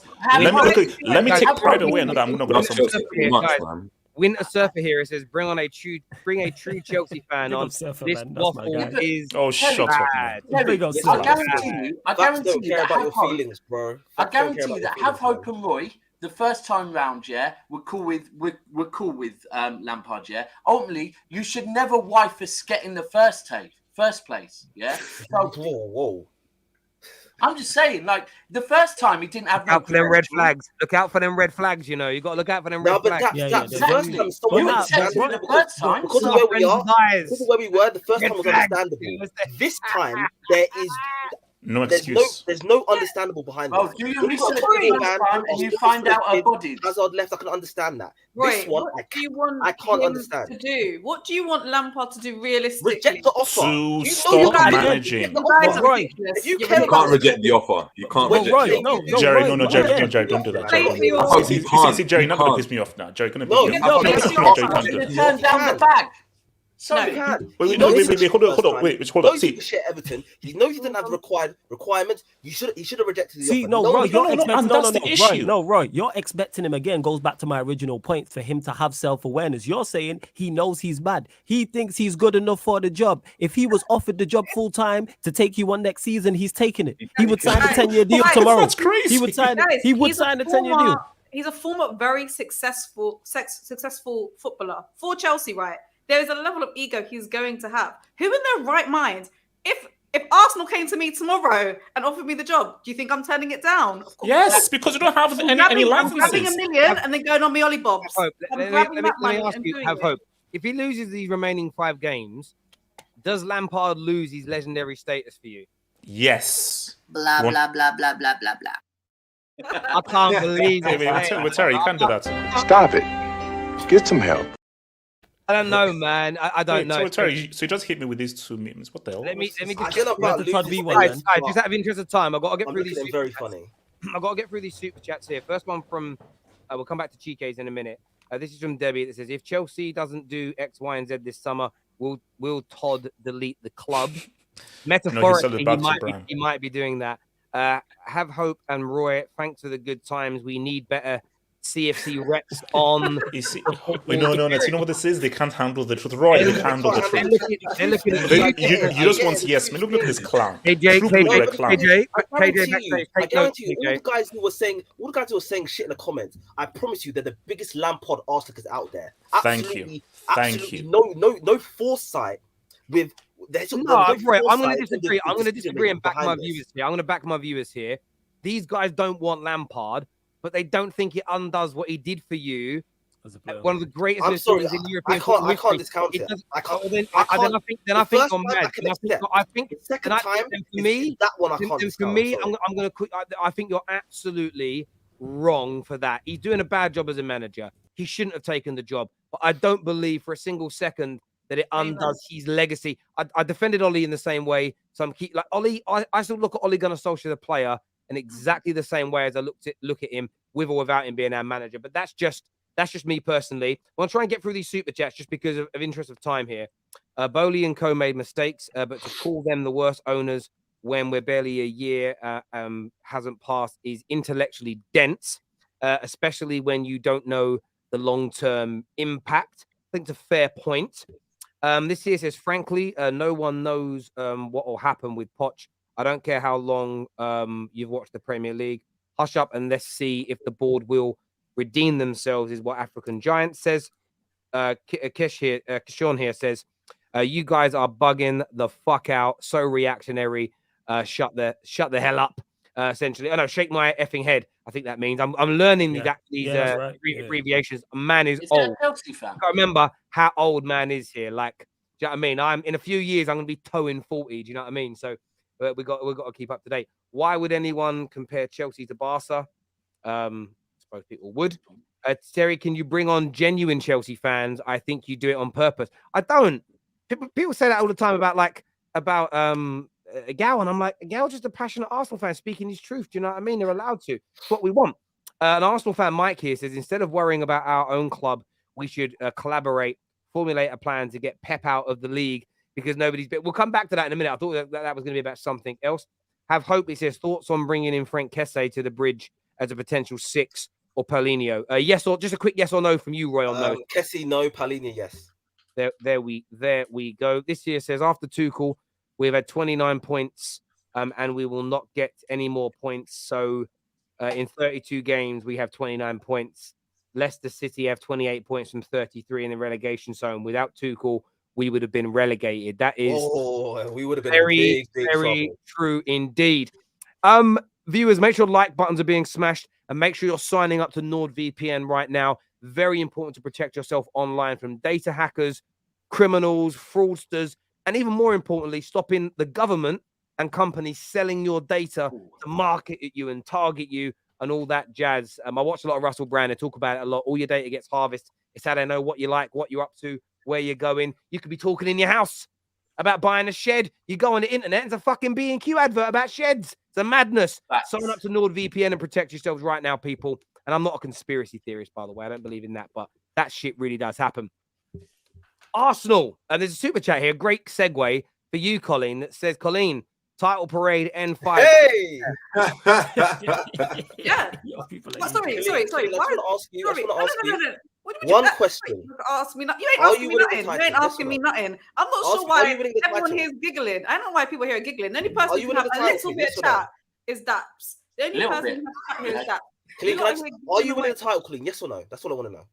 Let me say my point. I'm going to say, no, I still believe we will because, and there's a reason why. Like, let me have my reason. Yeah, I'm just listening. Go ahead. Okay? Because let me tell you why. Don't get me wrong. The last 4 games have been a disgrace, in my opinion. I've never been so disappointed in the boys that we've had in the last 18, 24 months. 100%. However, the perspective is there is 5, 6, 7 games left. 7 games left. 7 games left, right? 7 games left. No, 5 for you. 5. Yeah, so if I was right the first time, 5 games left. Right now, don't get me wrong, after the Man City game, I threw in the towel. I was really emotional. I was really upset about it. Right now, why should I give up when it's literally another reverse loss away from us still winning it? Think logically here. Why should I just give up after 5 games left? Why should I be like, oh, do you know what, boys?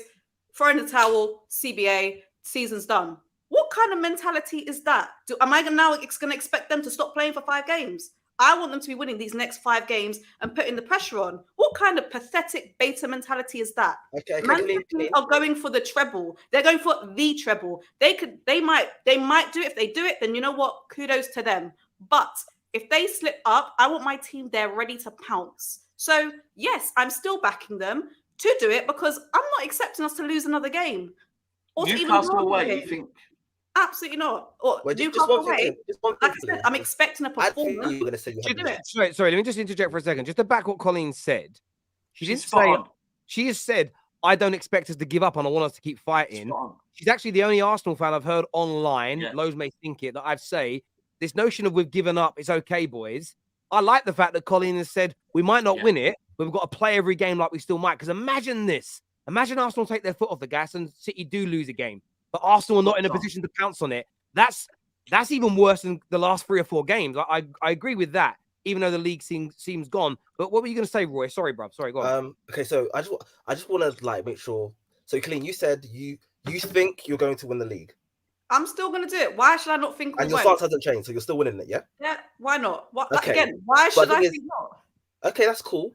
But I'll just scrolling through your Twitter, I think, just to make sure you're being consistent. And I said at the beginning, after the Man 2 days ago, I said after the Man City game. Wait, what are you doing? Don't quote me. Don't quote me when I said at the beginning. You said, and I quote. No. That's it. You're not going to misquote me. You're not going to misquote me because that was there when I first started speaking. Did I not say after the Man City game, I was feeling very emotional about it?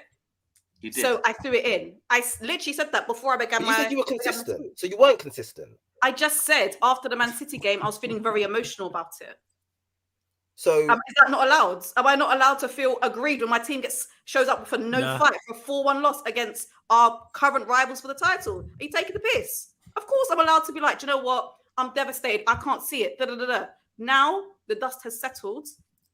I've now had time to evaluate. Why, again, go back to my point. Why should I give it up on it? I'm allowed to be upset after getting spanked 4-1 away from home. You're taking the mick. It was really funny. Sounds like a normal Friday. If I had told Mikel Arteta or the players then, I probably would have lost my call with them as well. You know what? Colleen, we need to go and spank Chelsea 4-5 now. That's what this man deserves here. Chatting. That's what we need to do. The amount of times that we bounce back throughout the season, every time we drop points. This is the first time we've dropped points, four games successively where we've dropped points in over 2 years. Don't do this, man. Right? First thing we need to do. I think I deserve the respect to at least hear what I have to say before you jump in. First thing, right? Second of all, when it comes to what I'm saying because we've dropped points successively, we have to now take this and say this is enough. Enough's enough. We're at home against a team that's been poor this season, sitting 11th in the league. It doesn't matter what the club's shirt name is. We have to go and we have to smack them. That's the reality. We need to go and take our frustrations out on losing to City in the manner that we lost, and we need to do something. Mikel Arteta has to now look at these players and see to himself who's ready to fight for the remainder of the season, because some of those guys against City did not look like they're up for it. And City's tactics, you got to give them credit, but at the same time, we have to look at ourselves and say we have to improve. And I fully agree with Colleen. There's too many people out there with the defeatist mentality. And Terry, how dare you not include me in that? Because on the stream, after we lost, I was one of the people who said we cannot give up. We still have to continue to play for the remainder of the season. And even before the game, I said this whole thing where we've given up, where it's done. I don't like that. I don't like that mentality. I fully agree with you, Colleen. Guess what? Regardless what happens from now until the end of the season, I'm still going to be proud of this team, but they need to push on and continue to fight. Because as you said, if City do slip up and they do drop points, we don't want to be in a situation where we're not able to capitalize. Exactly. Egal, wait, one question, Daps. One question to Egal. By the way, you just reminded me of Greta Thunberg for a second there, bruv. How dare you? It's legit one criticism. Well, I mean, just one question, sorry. Is it defeatist from Arsenal fans who were saying the league's gone, or is it realism? How can it be gone when it's mathematically gone? No, but it's not about the maths. It has to be. It's not about the maths. It's about watching what's going on. It's not about the maths. Is it unrealistic for Arsenal to win the league when right now City haven't even won their game in their other game in hand? They haven't. They're 2 games. Okay, all right. So let me respond to that. If we were to put, no, it is. No, that's the question I'm asking. Because would you put money on it? How could it? Would you put money on it? No. Would you put money on it? Would you? No. Forget the why not. Would you logically? Forget emotionally. Yes. I'm saying from a logical standpoint, you would. All right then. So would you? Because you're saying logically, but when I say mathematically, all of a sudden that's discounted. I'm not discounting. I'm looking at previous games. Don't misconstrue.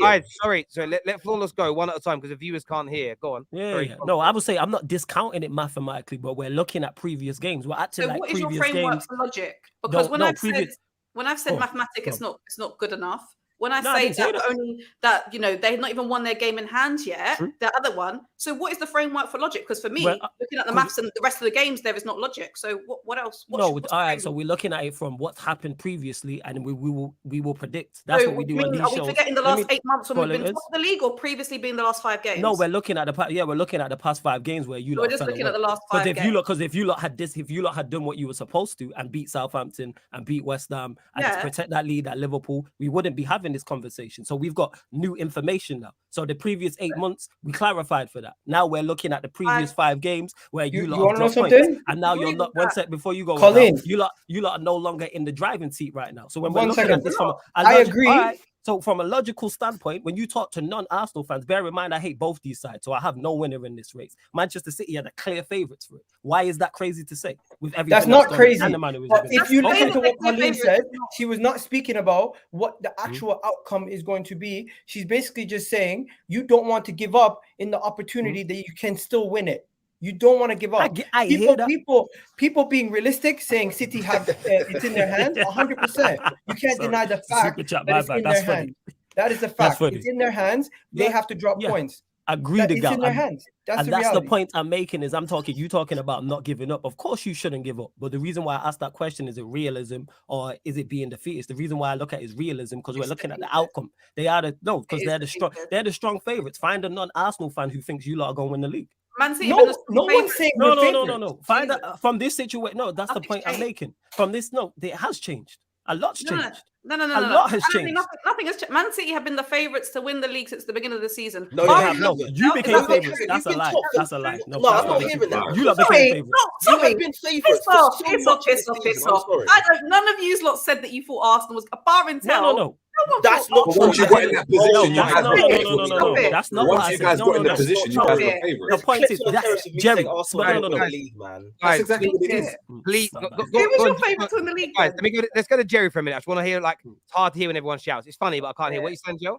Yeah, I'm saying that once you get to that position, you become favourites. The same way Flawless is saying now that the roles have changed and now you guys aren't in the driver's seat anymore. Now you're in a situation where you're having to pray to the football gods and be like, please, we hope a miracle can happen and City slip up somewhere and we can potentially capitalize. You're in that same but no one said that. No one had that narrative. No. When asked are you going to win the league, you came from you said yes. You didn't say no, we're not going to win the league. I hear. Look, we're pushing on. City are now the favourites. There's no doubt. I agree with what Colleen, and I am sorry, and how dare I not include Egal in that? How dare you?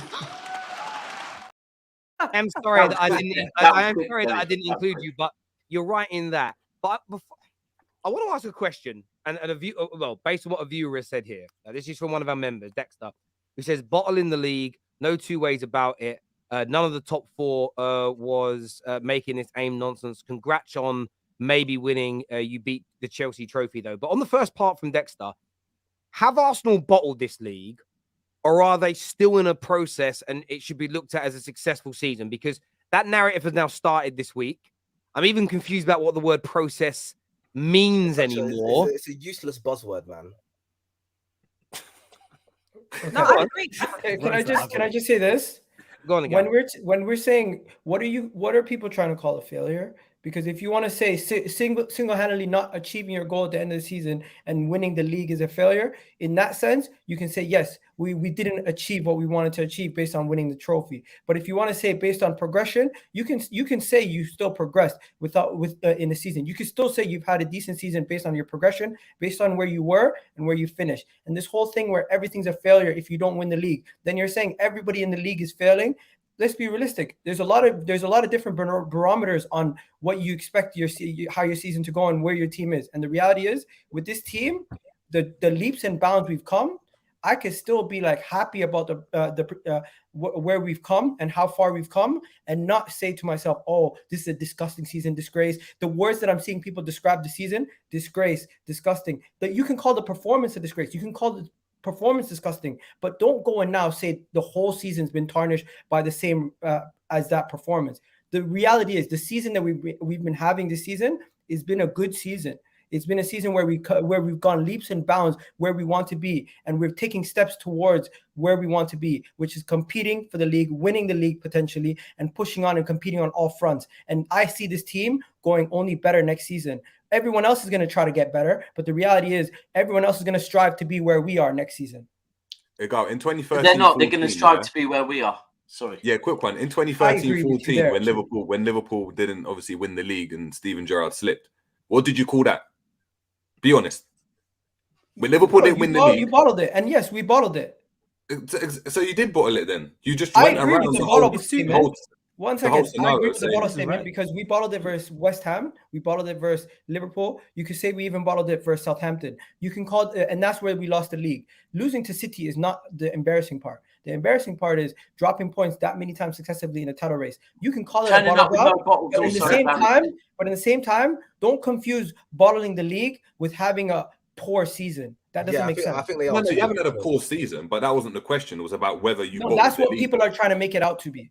So Egal, can I ask you a question? And I agree with you, Egal, 100%. But if Man United fail to make the top 4, will you do a video on TikTok smiling and smirking and saying that we've fouled and had a bad season, or will you say brilliant season overall? They did better than everybody expected, but they just bottled it in. Would you have the same energy for rivals, or would you not? I honestly do, and maybe that's why some people don't like the reactionary TikToks that I make, because I actually try to keep it balanced. I would say Man United. I even said Man United would have had. Don't lie, man. One second. I love you, I even said Man United would have had a good season, and I even said Man United would have had a better season than us if you finished third and won a trophy, because you're one league position below us and you won a trophy. So I'm keeping it consistent. The thing is, people are thinking I'm changing it every single time to suit Arsenal. I'm not. I'm trying to keep it consistent here. I said Arsenal winning a trophy back when we won the trophy a couple years ago with the FA Cup was a successful season, even though we finished 5th, because Mikel Arteta had no expectations going into that season when he took over in mid-season. So I'm not going to now change it. I get that. I saw some stuff today from Arsenal journalists. AFTV pushed it out. I made a video about it earlier, but we're now here. We haven't really heard this for many months about Arsenal, but now Arsenal are still in their process. They're still in their process. Nothing's wrong with that. I'm not saying I disagree. You disagree with that, Colleen? Why do you disagree that Arsenal? I've never even liked the term. I hate it. I hate it's it. Such a useless term. Every time I hate it. I'm not saying it's like just because you know your team can get better, you're perpetually in a process. You're accepting failure. That's like, what I see. I'm not saying that's not true. Arsenal can still get better, but that doesn't mean they're still in the middle of a process. I think it's been 3 years now. I think we can see the strategy that Arteta's coming with. I think it's very clear his identity and how he wants to play. You can probably even pick a handful of players that you would know that Edu and him would go for the squad. I think the squad can improve, but I don't think we're still in the middle of a process, because are we only ever in a process till we win the league? Don't confuse process with rebuild. Don't confuse process with rebuild. What about transition and all these words? Transition, all these words. At the end of the day, I'll tell you what it means to me. No, I think the process is finished once you get to a point where at the start of the season, it's like, all right, this team you're ready. Once you're ready to win now, it's not finished until you cross the line. No. Until you actually are successful, you're not finished. Of course, you've not finished. The point, the point I'm making is the process you're looking at is building a team to then go and then compete. That's where Arsenal will be looking at to be at the end of the season. You're looking to add to your squad, and you're looking to look at your squad and go, all right, this team is good enough to win the league. Yes, you have overachieved this season. I give you that credit for that. But this is where I kind of am different to what you're saying. I don't think the process is to lead you to what do you call it? Just challenging. I think the process is like steps to success. And once you gain that success, you can say now the process is done, and now we need to sustain what we have going forward. Sorry. Then you're implementing a new situation where you've reached the pinnacle. Until you reach the pinnacle, you can say these are the steps and the process. Hold on, but what's the pinnacle? Because the pinnacle changes. I just want to come in for a second. I get where you're coming from, Egal, and I get what everyone's saying. I also know what Roy is saying is true, and it's because this is the problem. And I don't want to plagiarize here. This is a great summary of it from Dexter, who says footy chats have gone from talking about trophies and eras to flaunting projects and processes is embarrassing. And this is exactly what I said. I made this clip earlier and I put it out, and I kind of say it again. City are going to buy this summer to improve their team. It's a process. Every summer, the best teams go through a process of maintaining their quality or looking to improve further. Every team is always in a process. However, I still think there are a percentage of Gooners, maybe only a small percentage, that want to use the word process as a shield to block Arteta from being judged on the only thing a manager at Arsenal after 3.5 years with £300 or £400 million spent should be judged on, and that is, what are you winning for us? Now, not winning a trophy in an individual season doesn't equate to get rid of him, sack him. You've got to put context in. But I even look at Man United. If we get new owners and spend well this summer, I am now judging Erik ten Hag after a year on what do you win us and how do you progress us in terms of title races. So I don't even think you're not saying that, Egal. but there's almost like this. There's a lot of gooners on the edge. It's like, we're still in our process and we haven't quite reached the result yet. But my question is surely you've got to be judging Arteta now from this season moving forward on what he wins you, Egal, and not just, but we haven't completed the process yet, so he shouldn't be. Egal, can I just say something quick there? Because you would have heard this. I disagree. I agree with you there fully. At one point this season, people started to say, to be fair, do you feel that City's performances are because they're going through transition? Yeah? and straight away, I said, I'm not hearing that word. Transition, for me is an excuse, right? Yes, we have gone and bought a striker. You can't be defending 2 Premier Leagues and say you're in transition. And Terry's spot on. When we were buying David Silva and Yaya Toure, right? And people were saying, "Oh, that's too much money," and we hadn't won any trophies at that point, or we had, but in our history, we hadn't won in this era any trophies, I did not hear one single person say, "Oh, but it's all part of the process." And Terry, I'm sorry, but you're spot on with that. It's even now with the big club conversation, and City fans watching this, stop arguing. If anyone says we're a bigger club than you, stop trying to argue, right? It was never a conversation when I was a kid. It was about the trophies you won, right? All of these little things are excuses to basically the bigger clubs are using to cover their backs, And that's your bang on. This is what it comes down to. Is because everything's polarized. It's if you don't win, you should sack. If you back a manager that hasn't won a trophy, it's like that's terrible standards because everything's so extreme. What's been created by football fans are these shields and excuses as to why they don't need to be polarized just yet. And there is a balance in the middle of everything. And it was only 2 or 3 weeks ago on this show, we were talking about our Arsenal, one of the best teams in the world right now. Suddenly now it's, but we haven't finished that process yet, so we shouldn't be judged like everybody else. I don't agree with that. And I know you don't agree with that, but the way people word it, and for me, you should be judging Arteta from this season moving forward purely on the trophies that he's winning you. I think all managers that should be given time if they take over a mess. Ten Hag took over a mess, so you give him a little bit of time to build his squad, a few summers, but you want to see progression the whole time. I don't think you should. Just like Eddie Howe has done at Newcastle, you can see the success and the growth there as an example. Taking over a club that's been in the doldrums for years, but you should still see progression year 1, year 2. You know what the next step is, Terry? Year that goes along, you get you raise the standards or your expectations are higher, but you're still judging them based on what they have won. And once you're 3, 4, 5 years in, your club spent £500 million. It's either you're winning or you're not winning. That's it. That's it. Fair now. Enough. Fans have got to step away from these shields and protecting their managers and just speak fucking honestly. You don't need to be polarized, but you can be honest. We've got to get back to that as football fans. It's because I love this industry that some people before me, and I've been very much involved in helping to build. It's dying because of polarization and nonsense. We need to be able to turn around and say, I'm fucking pissed off with my manager today, but I don't want him sacked. Do you know what I mean? Yeah, exactly. You're so right.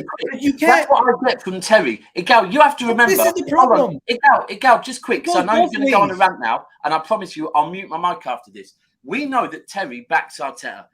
What I just heard from Terry is not Terry saying sack Arteta. He's just saying judge him, and I agree that ultimately to sack him now would be mental. You are like you're improving, right? Next season, if you finish 3rd and don't compete in any trophies, that is a conversation. For me right now, while you are still in the title race, let's be clear. Listen, Pep said it today. We have 4 tough away games. If we start focusing on Madrid, we won't win this league, We have to focus on Fulham at the weekend. Then after that, we have to focus on West Ham. Then we have to focus on Leeds. And all Terry's saying there is, and I think Terry agrees with you a lot of the times ago, he's actually saying, don't sack Arteta, but at the same time, you have to be ready to judge him that he hasn't won you a trophy this season. Do you know the final bit I just wanted to give the other side of yours, Terry. Don't be. You can criticize and you can be upset, even though you fully back the team. But also, there's the other end of the spectrum that pisses me off. going all the way out, saying get him out, sack him today after we lost to Man City when we're still in the title race, basically raising the club standards by getting us up to this level, improving the squad, and forgetting the fact that he's helping us get to this process. I understand that, Egal, but I can't speak for that everybody. is the word. That is why the word process is being spoken about. I understand that, but you've also got to respect the people who give that opinion that don't think he's ever going to get you to where you think he is. So fair enough. For someone that doesn't believe in it, there's no amount of convincing. And the fact that for some Arsenal fans, they'll look at it and go, 2 seasons running, we're in prime position for top 4, then prime position for a title, and we fell away. For some people, that's enough evidence to say, I don't think he'll get us over the line. So I respect all the opinions. It's just what we've got to get away from. And I'm not blaming Arsenal fans for this. All fan bases do it. Dom Hussam and me got into a row on Twitter the other day because he was annoyed that I was using the actual and only definition for the word overachieve, which is to achieve more than what was expected. And rival fans can't accept the fact that this season Man United have overachieved based on the overachieved. Of course. It's because they're hating. That's why they don't want to accept that we've had a good season. When people are hating or they're angry about reality, and this is societal now, they argue semantics. As soon as somebody starts to argue semantics, they've lost the argument. No, that isn't my definition of the word failure. You don't get to redefine words. You know, there's a lot of problems. Redefine standards. Sorry, mate, let me just say this. There's a lot of problems on planet Earth right now by the redefining of things that are cast iron and stuck in place. And the definition of words can't be changed. Like what, Terry? Feelings. I'm not talking about it online. I'm not doing it, Dap. Don't put me in that position. Terry is a closet Arsenal fan. No, I'm not. I'm about protecting the principles of football. You know what? I defended Fergie the other day vehemently against nonsense that he's not the GOAT in the Premier League based on what Pep's done here or Pep's done there or these records. He might overtake Fergie in future, but he's not right now. The same as I defended Thierry Henry today from nonsense that Haaland's already surpassed him because I care about the principles of football and genuine legends. And I don't care how many Man United fans hate me doing it. Most of you can't see the bigger picture that in the long term, I'm protecting my club's legends and my club's status more than anybody else. But you need credibility to do that. So I'm not going to flip flop around. If Don Carlo is available, would you guys take him? That is nonsense. That is nonsense. Why? Absolute No, nonsense. again, I think that was aimed at me. I think it was aimed at me. To think, no, it's named at Arsenal, 100%. There's no way he's saying that about Chelsea right now. Because they're not looking.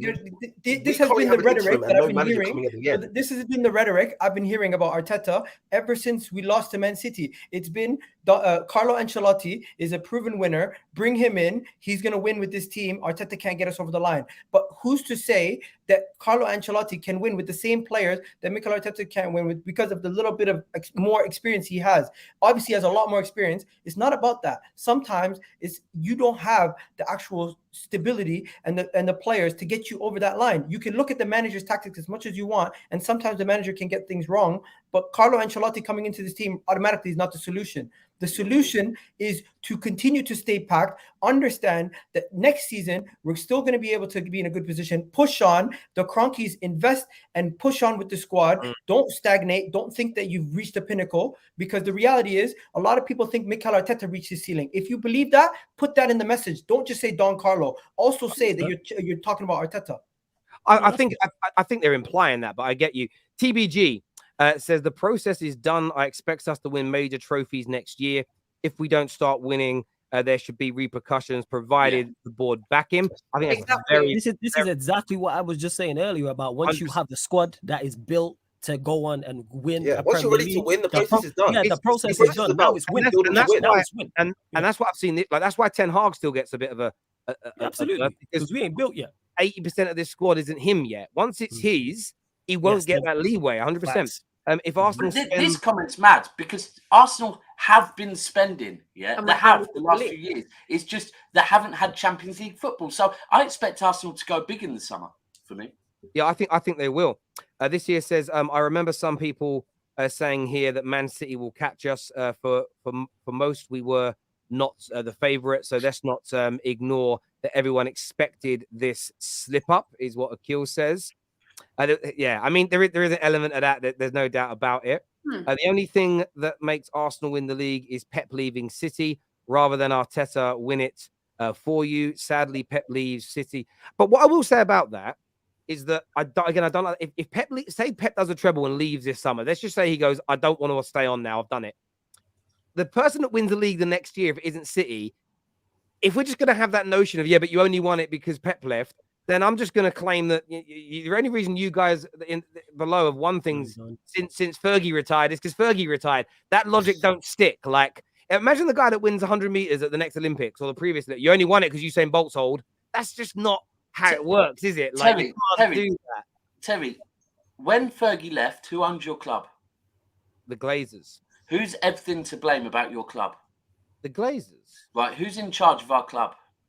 The Sheikh and Khaldoon, right? Yeah. Who hired Pep. So I understand, and don't get me wrong, I know when Pep leaves, there will be a change. But it's a bit like Brighton. When Potter left, they went and hired someone else that's come in. And if you have owners and a chairman that have standards, yeah, then don't think that we're all of a sudden going to go out and this is my thing. Real Madrid, look at the examples. You're very right. I agree. I don't see you guys. There'll be a slight drop off because there's no manager. Drop off. It won't be long. Just to fall out of it.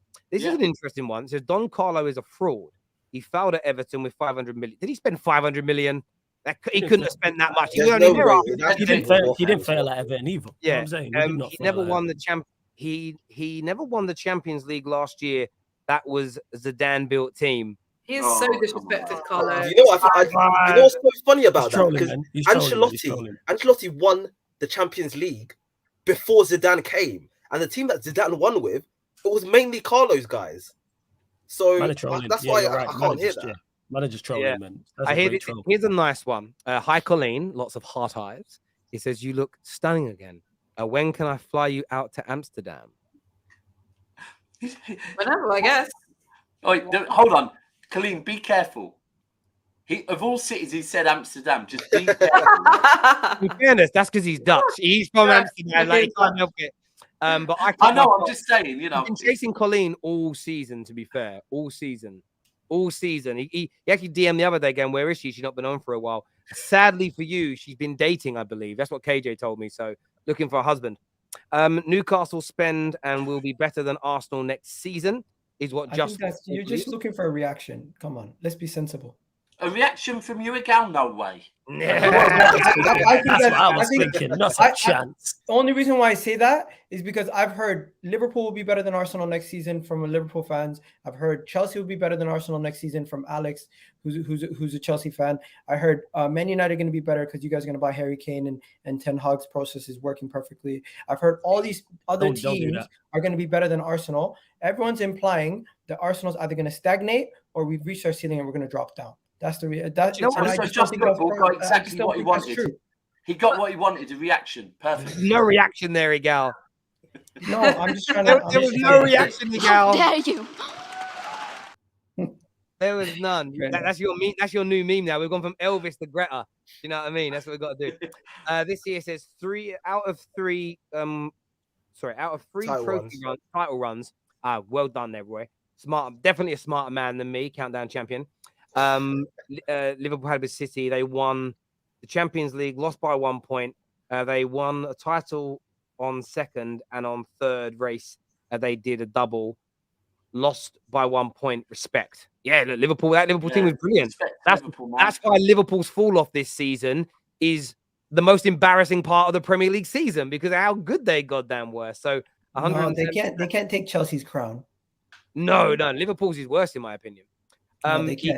Egal and Colleen, Arteta is completely out his depth. If the board had any real ambition within themselves, they'd sack him, bottled the Europa League 3 times, thrown the FA Cup away 3 times, and bottled top 4 last season. That is from an Arsenal fan. No, okay, I know that people are going to disagree. I don't say I agree with him, but I can understand what he's saying. I can understand the frustration. I don't agree with it, but like... It has been at some tough times in the last 3-4 years. And I don't blame any Arsenal fans who are like, oh, do you know what? Let's get in like a Luis Enrique or that type of profile. I'm not saying that's what I want. I'm happy to stick with Arteta.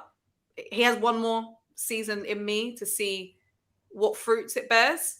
That's the asterisk. But I understand. I remember sitting in the Emirates when we got knocked out consecutively in the Europa League. and sitting there in silence after 10, 15, 30 minutes after the final whistle. So I understand his frustration. I don't agree, but I get it, player. I get it. Yeah, it's gonna be one of those interesting ones for Arsenal fans. Like they keep backing him. If it doesn't work, you know, you look back and that's the thing when you take a risk. That's the whole point. That's why I think Dowd was crying the other day because he put so much stock in him this year. It's a bit like if you invest all your money into a company in the stock market and it crashes and you lose it. I think that's how it feels for people. It's like you got nothing left. Now, the thing is, quickly about Arteta and backing him, as in, I don't think people realize what a monster Pep is in this league. He's a monster. Nice. Liverpool, Klopp had to acquire 197 points across 2 seasons just to get 1 trophy off him. And Pep went and claimed the next 2 and potentially the next 3. Do you know what, Roy? Klopp had to acquire nearly 200 points to get a title off him. You don't get enough credit, actually. Honestly, Klopp does not get enough credit. So the whole one more season of Arteta, if he doesn't, if he gets 90 points and Pep gets 95, then we can't do it anymore. The game's the game. Like, at the end of the day, I want to see a trophy. I think that's a disservice to Pep because I don't think people realize what he does to leagues that he joins. He does do that. Top. But from an Arsenal perspective, if we don't have a trophy by the end of next season, what are we going to do in our museum? Just have Kane? Yeah, honestly, it's what it is. Listen, I would rather. Liverpool fans did phone up to talk sport and like the Liverpool fans did request that they have a trophy made for coming second with 97 points. That's a real thing. Man. That's a real thing. Is that you, Jerry? It's a real thing. Don't do that, Terry. It's the fact they did it. 100%. Jerry, is that you? No way. Don't do that, Terry. I don't know what fan did that. That's a no. Jerry, we have to find the evidence. I can see Jerry, we can't compare Arsenal to Liverpool because I hope that our owners don't do what your owners did. I hope our owners don't do what your owners did, and they don't think the team is getting close to the end product, and we don't need to invest as much. They still need to continue to put their hands in their pockets and invest. I mean, you're still a few years away from that. Saka's not 28. You know what I mean? It's not even a dig. You probably agree with me that your owners kind of held you guys back from reaching even more. Guys, can you all hear this? Can you hear it? No, okay, no. I'll download it because I found the video. Can I just say this is really cute right now. It's like my bridesmaids are getting to know each other right now. It's listen. KJ, who's your favorite bridesmaid? KJ, get him out. You keep. We give you too much credit, Dabs. This is what happens. Your team deserves it, but at the end of the day, you also deserve to give us corn. This is what's going to happen to us. We're going to get corn from you guys, and as your fan base starts to grow, you guys become more and more unbearable. Take off of. I'm sorry, but Roy, have hope's gone, so you're going to have to hold this.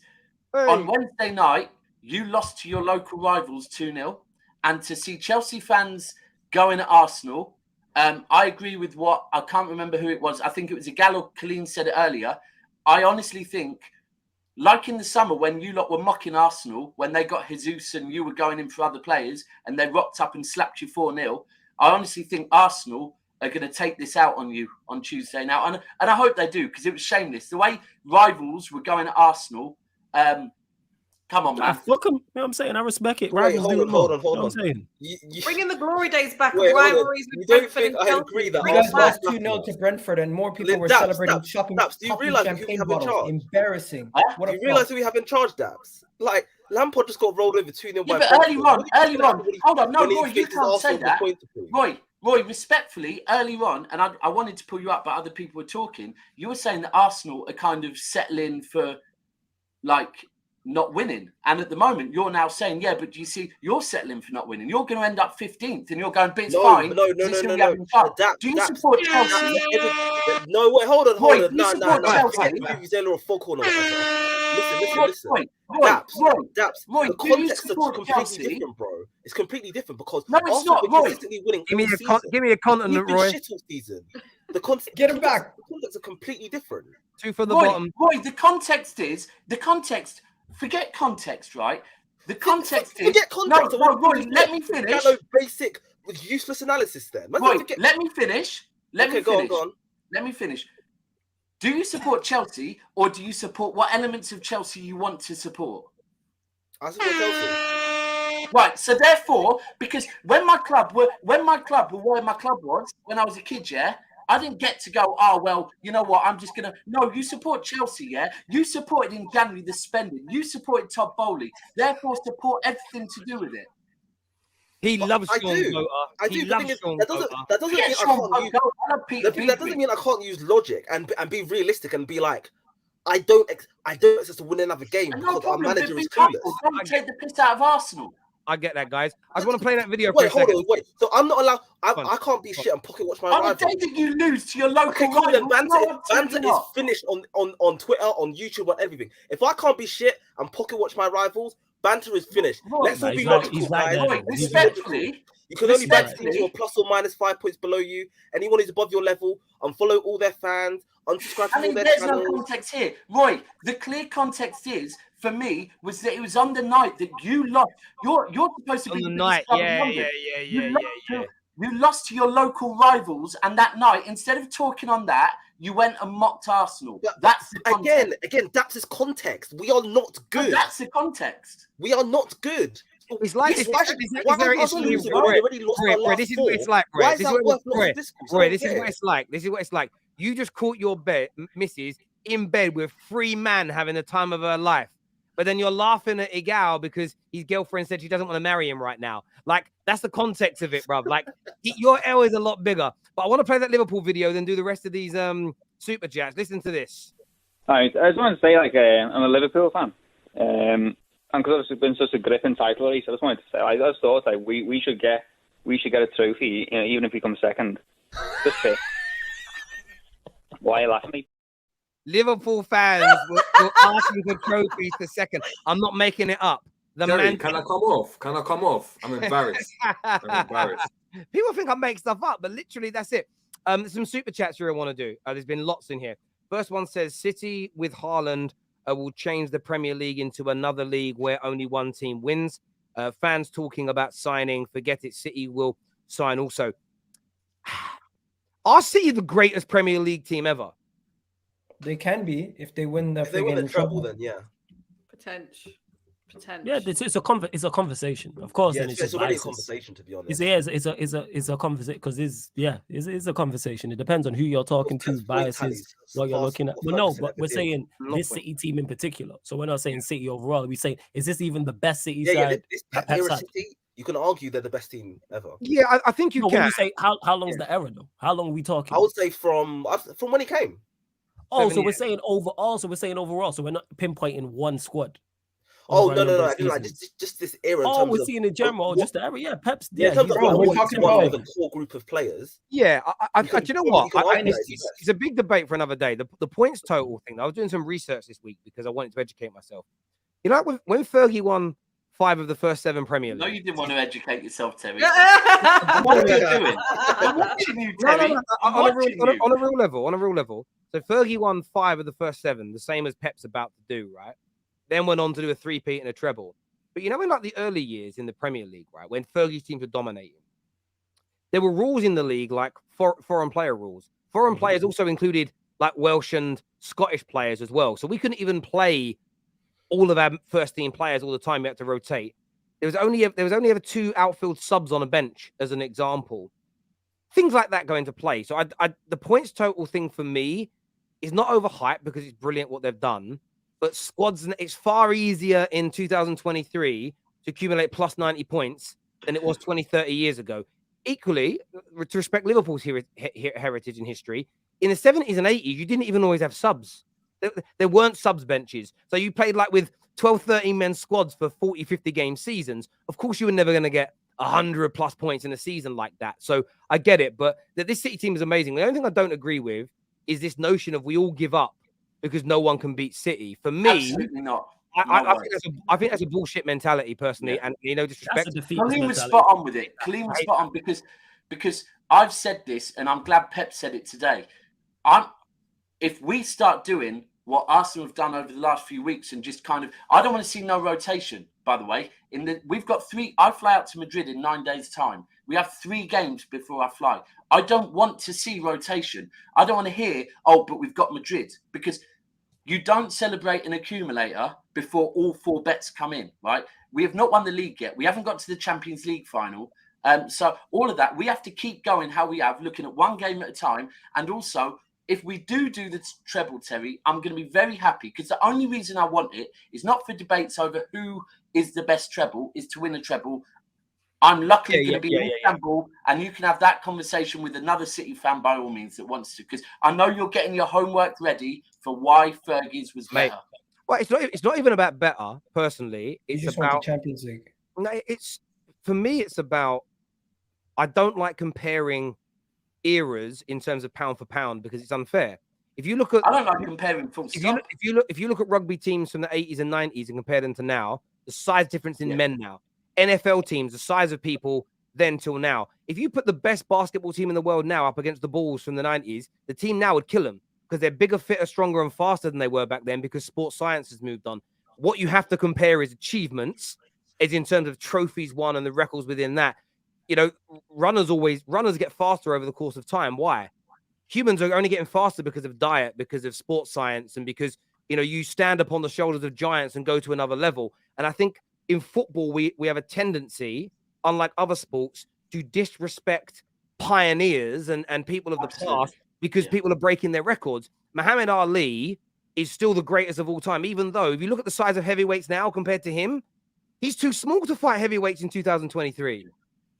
Maybe he beat some of them, but some of them would be too big for him, maybe, like when you look at the sports science of it. So for me, you have to compare it on achievements and what they did in their eras and compare that way. That's all it comes down to for me. But then is there not an argument, Terry, that the levels being increased year on year or generation on generation, therefore suggesting that it's actually harder to do what certain teams are doing? I agree. Actually, what I think is this. If you went back in time and took Jesse Owens as a 12-year-old kid and transported him to 2023, his natural ability and talent with modern day food, medicine, sports science, he'd be the fastest runner in the world still. I think the talent is the same, but when you've got more science and more technology, better diets on the highly talented players, they excel further. Like for me, you take a player with Messi's ability in 2023, he's going to excel beyond the player of Alanga's ability in 2023. I think better people get even better with better. That's how that's my view. You know, the beauty is, though, to a podcast that Joe Rogan did with some MMA guys, and they were talking about how the more talented guys now, because of the advancements in MMA and the way they're taught and trained, they're just going to like crazy levels. But if people of the past eras had that same training, they probably would have done the same thing. But yeah, it's a great argument, to be fair. The thing is, Terry, just to give you, and Steve probably would have said this already, to give you a perspective of where we are as a fan base, right, is we're not doing this to compete with, I mean, of course it's football. We are competing, yeah. But what City are doing now is trying to be the best possible Manchester City. We are on a journey we never dreamed of, right? So we are trying to be like every single human being, male, female, should do in life, is trying to be the best possible us we can be. We're not comparing ourselves to no one else. So if other people want to compare themselves to us, absolutely no problem. Salute for the respect, but we're comparing ourselves with ourselves. I totally agree. This is an interesting one. R9, if you had modern medicine. Again, on that same Joe Rogan podcast, they explained now how they do cruciate ligament operations, and how now if you rupture your cruciate ligament as a professional athlete at the highest level, the way they build the replacement, it's stronger than your knee before the injury. Yeah. Where if you just go back 15 years ago, your cruciate, it changed you as a football player. Yeah. So now doing your cruciate ligament isn't the end of the world anymore, and you can be back within 6 months. So that's why I say the modern day players have it slightly easier, because you can only go back 30 years. Someone did a cruciate ligament. It ended even for a year. So I do look at it. Again, and there's pros and cons. Do you know what I mean? There's pros and cons to it. But let's get through. Let me just say this quickly about City. Go on. I'll be very fast. I want to give them a lot of credit. I want to say big up for what you guys have been doing this whole season, and how you guys just got better and better and better. But I'm not even. It's not even a thing about Arsenal. I just want to say, win one league title is difficult. to win multiple, as you said, is amazing, right? To do back-to-back is crazy. You're about to do a. You haven't retained it, I believe. Did you? No, you never retained it. I don't think we did a 3P back in the 30s. That's a long time ago. In the modern day, in the crowds, or that still counts. Anyways, regardless, I'm just gonna say, everyone make fun of Arsenal as much as you want, but don't forget to give City their credit. If they do win it, they deserve their credit. And what they've done is built a dynasty. And all of our clubs, we'd love to have that kind of dynasty in our lifetime. Thanks, Egal. I've always rated you, Egal. Ricky here says, boo. We're not going to be I'm with Colleen on this. Fuck all that. We're not going to be able to debate all these super chats. We'll be here till about 10:30. But Ricky here says, if Gundogan, Bernardo, KDB leave, it is not a given City win next year. If Arsenal, United, Newcastle sign 2 or 3 world-class players, they can win too. I agree with that. Instead of worrying about sorry, I've already done that one there. Chike says FFP came in to prevent different clubs from overtaking the 5-member founders of the Premier League from taking over. Yeah. It's embarrassing telling gang. Yes, and there was no 5 founding members. That's not how the Premier League worked. But I hear where you're coming from, Chike, as a City fan. You would say that. Hardest part of being an Arsenal fan is if we still believe we can win, we are deluded. If we don't believe, then we're not proper fans. You can't win. It's a great point, Manny. Oh, wow. We lost the title at Liverpool, is what Luke Skywalker says. I think that's true. Debbie, I don't think so. I don't want Arteta out, but Egal and Colleen, it's not looking good, fellows, is what Debbie has got to say to you here. Pray Chelsea don't get relegated and pray United get top 4 is what Mala Anthony says. I hope so. That'd be a laugh, wouldn't it? A great season, but we still bottled it.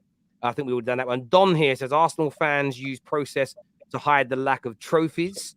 Some definitely do. There are 100, but all fan bases do it. Like everyone's out here protecting themselves. Weird. The winning title. Forget about. We have seen enough this season. You're not going to win any bottlers, is what Dev says. I think he's talking. Let's see. They said that about Liverpool. You said that about Liverpool, Terry, back on the Fan Park Live days. What did I say? Fan Park Live days. You kept saying Liverpool. They keep bottling it. You're gonna have to look at some. You're gonna have to look at yourselves. Yeah, I said at the time, if Klopp didn't fix their defense and stop them leaking goals, they'd never win a major trophy. I was right. So he did. He brought in Alisson and Van Dijk, and they were brilliant. Will Arsenal spend like their rivals? No, then no title. I think Arsenal will spend, to be fair. Villa will spend and be better than you. React, Egal. It is not Don Carlo's fault that Everton is like this. I say no. I mean, yeah, Don Carlo was doing well and then he left because Madrid came knocking. So anybody would. My main concern is not Arteta. It's the fact that everyone has turned a blind eye to KSE. They're going to show if they are really serious this summer. Most important window in 2 decades. Arteta has papered over cracks. At the beginning of the season, it's got to keep on the neck of the Cronkies. Just because we're doing okay, definitely. 100%. If Arteta doesn't win a trophy, 23-24, it's time. By then, it's time to go, is what HK says. Newcastle and United's process more efficient than Arsenal's fact, is what Just Football has got to say here. Terry, Man United 99 or 08? 99, we did a treble. 08's amazing as well, but I'm always going to pick 99 for that treble. Even though the 08 team was fucking ridiculous. Like, yeah, it was. Both amazing. Mudryk just got injured. Football gods, Pep's year. They're already beating him anyway. They can have 5 Mudryks in his prime. It ain't changing it. City are winning that game 110%. There's no chance Madrid knock them out, in my opinion. None. Absolutely none. I just think City's system is too good. I don't know how Madrid counter it personally. Yes, it's a madness to me. But there we go, boys, girls. I want to thank you all very much for coming on. It's been 2 hours and 20 minutes. I don't think we've ever done one this long, and that went like that. Viewers, I want to say thank you to you all. Please make sure you smash the like button before you leave, and of course, check out NordVPN. Make sure you're protecting yourselves online now from scammers, fraudsters, and of course, big tech companies from stealing your personal information and selling it to big companies, plus much, much more. Until next time, take care, goodbye, God bless, and we'll see you all again very, very soon. Peace.